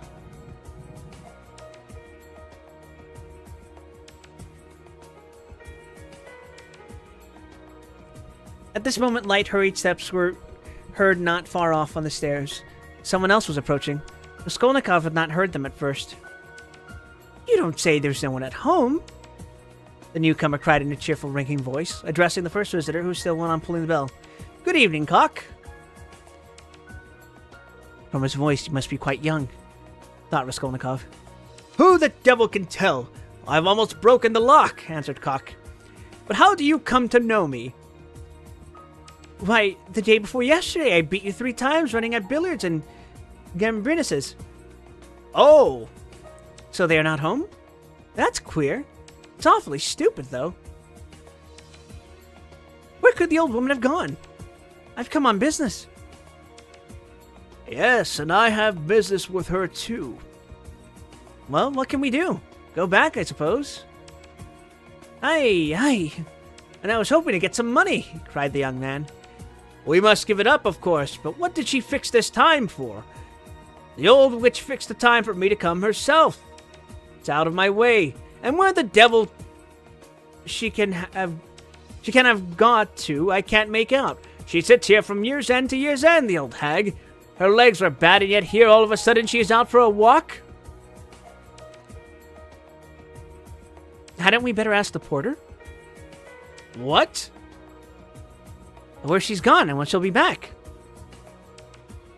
Damn it all. We might ask, but you know she never does go anywhere. Once more he tugged at the door handle. Damn it all. There's nothing to be done. We must go. Stay, cried the young man suddenly. Do you see how the door shakes if you pull it? Well? That shows it's not locked, but fastened with a hook. Do you hear how the hook clanks? Well? Why, don't you see? That proves that one of them is at home. If they were all out, they would have locked the door from outside with a key and not with the hook from the inside. There, do you see how the hook is clanking? To fasten the hook on the inside, they must be at home, don't you see? So there they are, sitting inside and don't open the door. Well, and so they must be, cried Cock, astonished. What are they about in there? And he began furiously shaking the door. Stay, cried the young man again. Don't pull at it. There must be something wrong. Here, you've been ringing and pulling at the door, and still they don't open. So either they've both fainted or... What? I tell you what. Let's go and fetch the porter. Let him wake them up. All right. Both are going down. Stay. You stop here while I run down for the porter. What for? Well, you'd better. All right. I'm studying the law, you see. It's evident that there's something wrong here. The young man cried hotly, and he ran downstairs. Cock remained. Once more he softly touched the bell, which gave one tinkle, then gently, as though reflecting and looking about him, began touching the door handle, pulling it and letting it go to make sure once more that it was only fastened by the hook.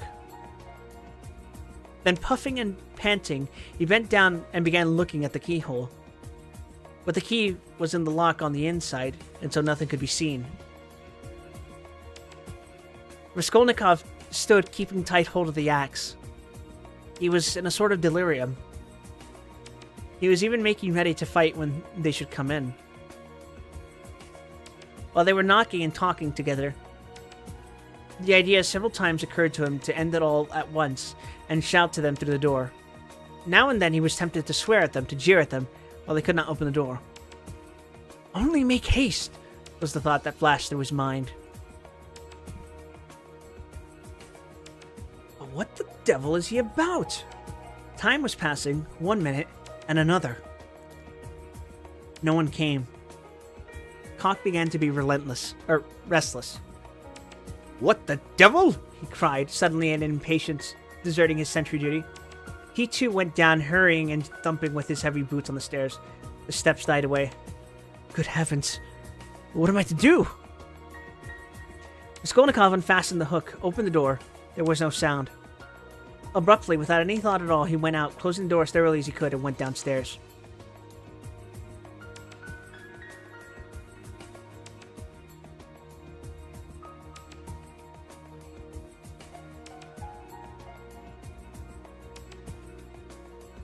He had gone down 3 flights when he suddenly heard a loud noise below. Where could he go? There was nowhere to hide. He was just going back to the flat. Hey there! Catch the brute! Somebody dashed out of a flat below, shouting, and rather fell than ran down the stairs, bawling at the top of his voice. Mitka! Mitka! Mitka! Mitka! Mitka! Blast him! The shout ended in a shriek. The last sounds came from the yard. All was still. But at the same instant, several men talking loud and fast began noisily mounting the stairs.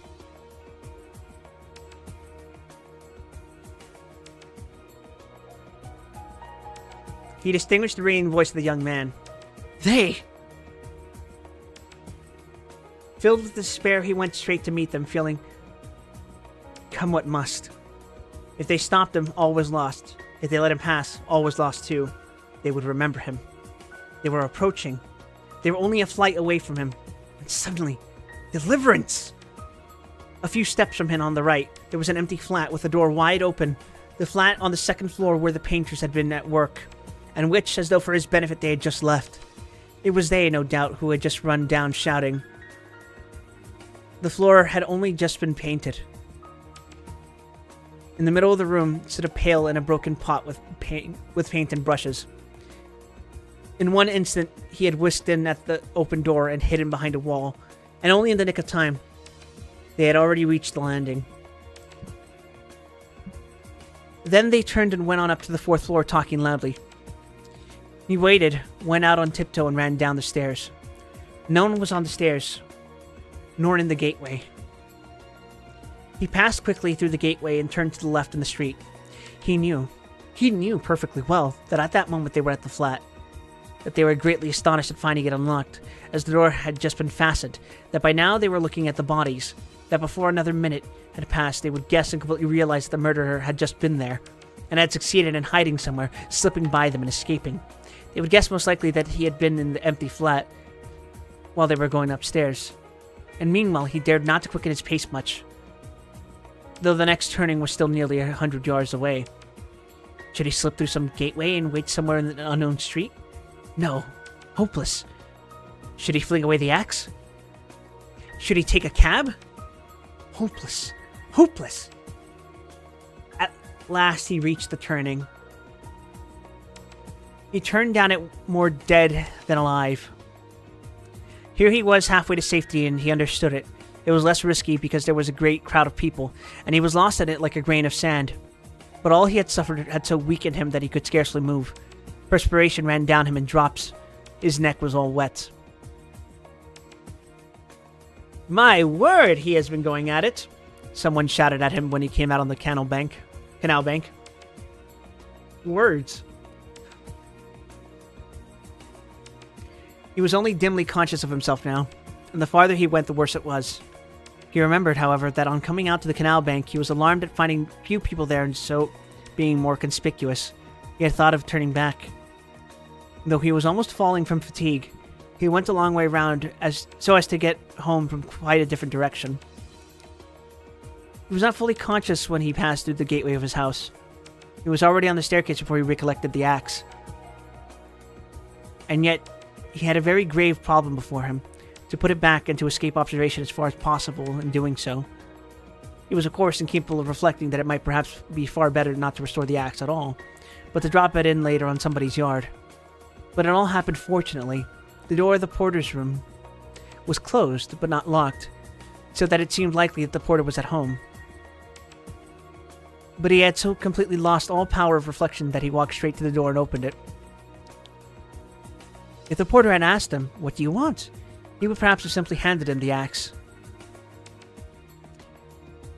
But again, the porter was not at home, and he'd succeeded in putting the axe back under the bench and even covering it with a chunk of wood as before. He met no one, not a soul. Afterwards, on the way to his room, the landlady's door was shut.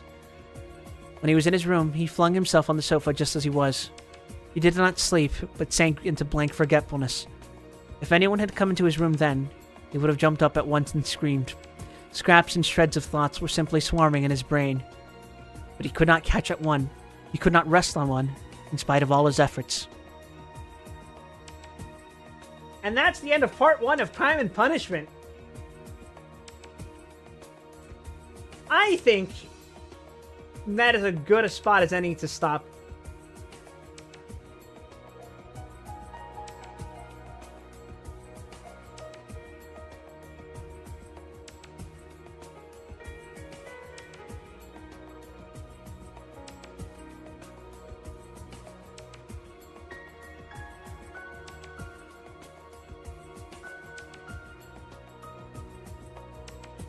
Like, damn, that's fucking crazy, bro. I wasn't expecting him to kill both of them. I knew he was gonna kill the old woman for sure. That shit was basically locked in. But seriously, the girl too? Sheesh. That's fucking hardcore, dude.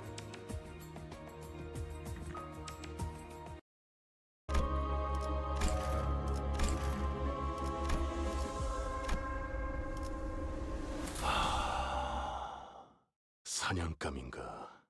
몸이 끓어오르는군.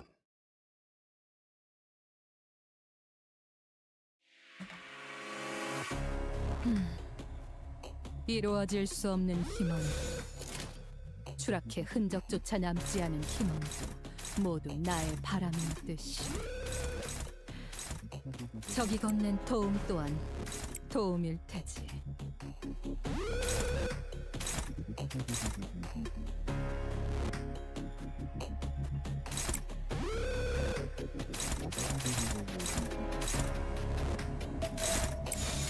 받아볼 테니까.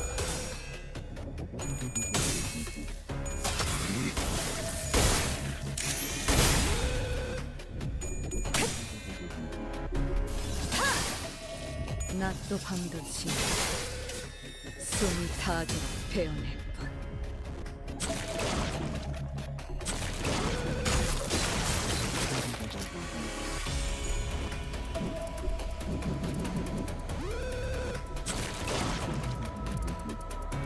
어릴 땐 몰랐어. 왜 엄마가 삼촌들이랑 말도 못 섞게 했는지. 그 외부 강사들 손가락 안에서도 내로라 하는 실력자들이었을 거야.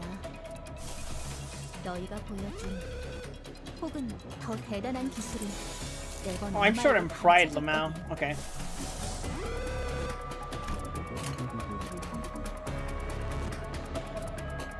받아볼 테니까.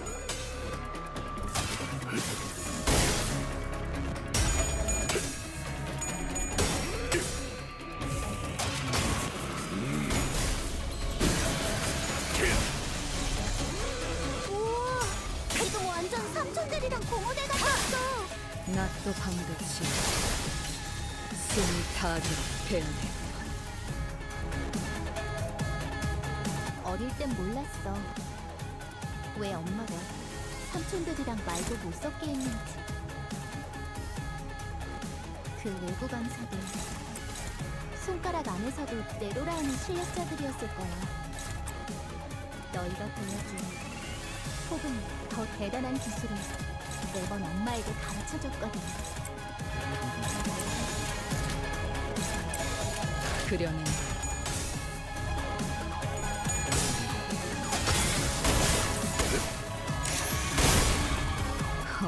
이 순간이 다 이제 쉼 수에선 벗어났나?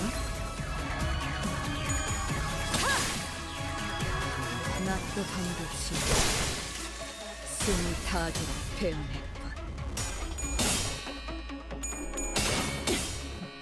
I can't wait to kill this Lehang motherfucker. Oh, hi, Fantasia. You catch us at more or less the end. We have just finished part 1 of Crime and Punishment. 하지만 슬슬 물리는군. 근처에 융수염이라는 And, 거를 wow! 발견했나? Wow! Wow! 그럼 오늘 림컨버 회식 메뉴는 수박을 곁들인 융수염 과자로 결정하지.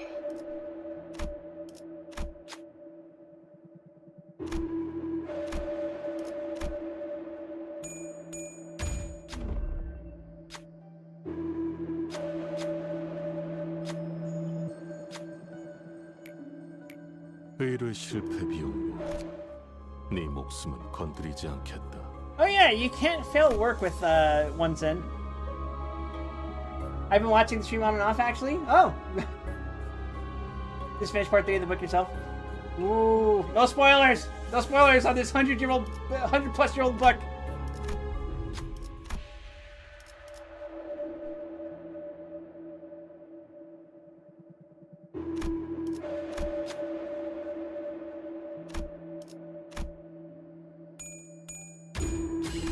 의뢰여야 했을 거다. 부탁이었다면 발 두 짝을 뽑을 테니. I can't wait to kill Meursault right now. 반드시 팬다. 아비들도 거미집도 지금까지와 앞으로의 Actually, wait, that wouldn't be enough, would it?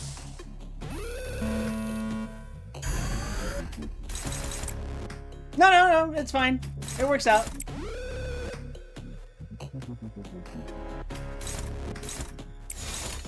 받아볼 텐가. Me when I have to kill Meursault because I'm bored. 성수의 미래를 사고만 커져온 겁니다. 다소 지금 평범의 일상 산센다의 색깔.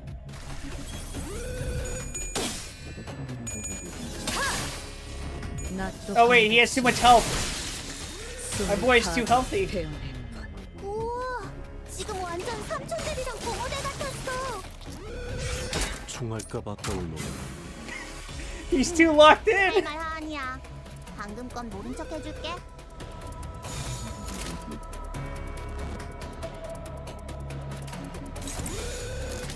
받아볼 이 텐가. 순간이 다가 베어내리라.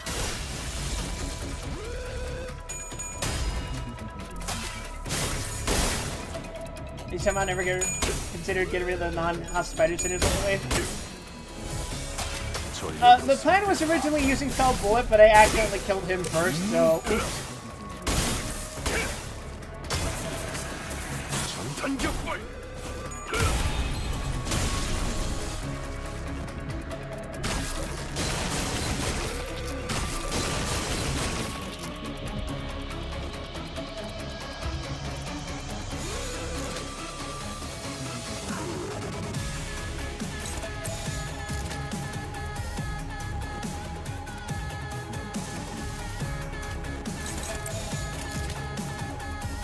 그렸는데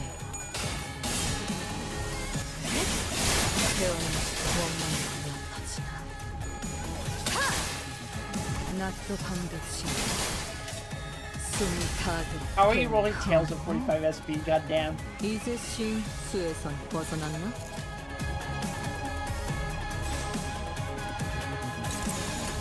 받아볼 텐가.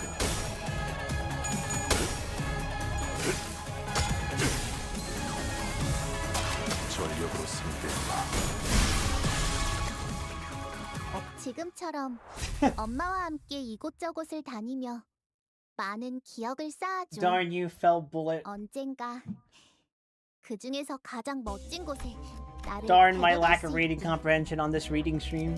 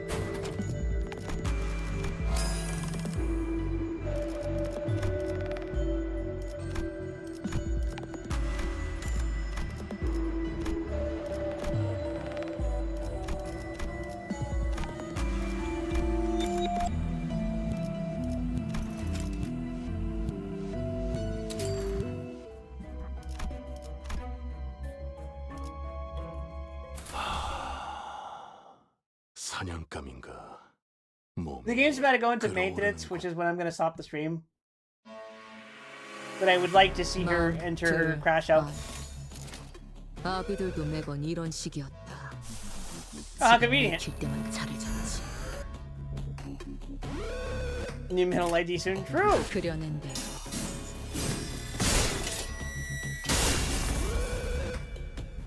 Check this out. 낮도 밤도 지나 숨이 타도록 베어낼 것. Feel like pulling her? Oh, I'm not gonna bother pulling. I will dispense her at a later point in time. Or, you know, pull for when Walpurgis knock comes out. I don't do singular character banners. 장엄한 과거에 머물렀음. 현금의 일상, 산생다의 색깔. Did that not target Meursault? God damn. 이것밖에 못하나? 어릴 땐 몰랐어. 왜 엄마가 삼촌들이랑 말도 못 섞게 했는지. 그려낸 데 원망도 그 외부 강사들 이제 싱 수에선 손가락 벗어났나? 안에서도 내로라 하는 실력자들이었을 거야. 받아볼 테니까. 혹은 더 대단한 기술을. I just want to kill him! I want to kill him myself with my bare hands! 그렇게 서 있으면 이 순간이 다 베어내리라.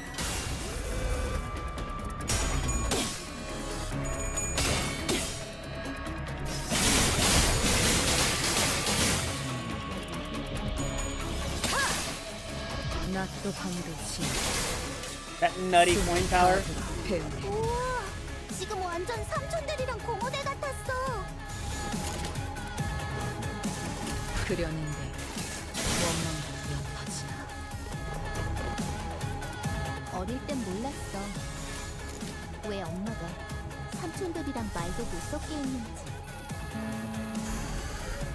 그 외부 강사들 받아볼 테니까. 손가락 안에서도 내로라 하는 실력자들이었을 거야. 낮도 밤도 지나 숨이 타도록 더 베어내. 대단한 기술을 매번 엄마에게 가르쳐줬어. 눈이 베어내. I do too much damage! I'm suffering from my own... Oh, never mind.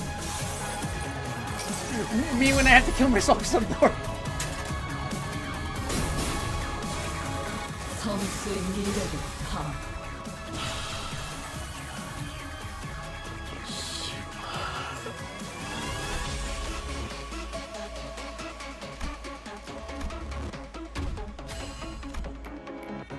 해왔던 숙제들에 비하면 별것도 아닌 일이다.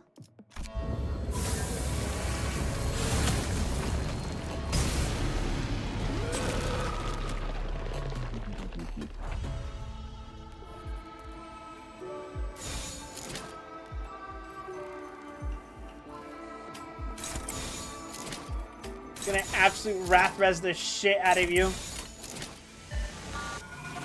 그려는 낮도 밤도 지 숨을 다하듯 배우네. 낮도 밤도 지 숨을 다하도록 베어낼 것. 낮도 밤도 지 숨을 다하도록 베어낼 것. 낮도 밤도 지 숨을 다하도록 베어낼 것. 구원올. We did it! 가슴은 슬슬 몰리는군. We successfully killed all of our 근처에 friends! 융수연이라는 Yippee! 근거를 파는 곳 있나? 이건. Wow, this reminds me of Crime and Punishment when Rodion... 회식 메뉴는 수박을 곁들인 융수형 과자로 결정하지.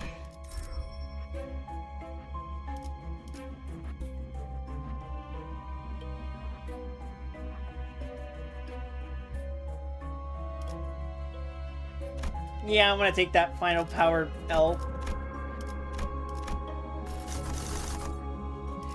Alright, well, game's about to go into maintenance, so I think we ought to stop here for now.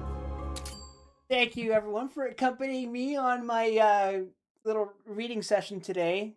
We got through, I think, 4 or 5 chapters. 구태여 좋냐 안 좋냐를 따지자면 밤보다는 낮을 선호하는 편입니다. 보이지 않을수록 We'll be 이해가 back 어렵기 next week 때문입니다. for more of it. We're like a fourth of the way through the book now, I think. Unclaimed reward jump scare.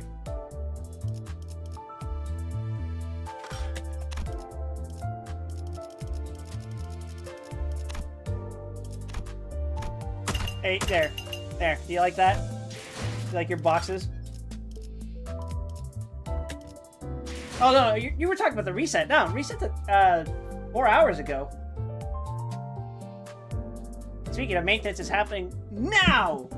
It is that time now! But yeah, yeah, thanks for everyone for watching. I like streaming Limbus Company and reading on Wednesdays, depending on, you know, whether something new has come out or stuff. I don't count like new banners. I guess there's Refraction from Wake, but I don't really feel like streaming that.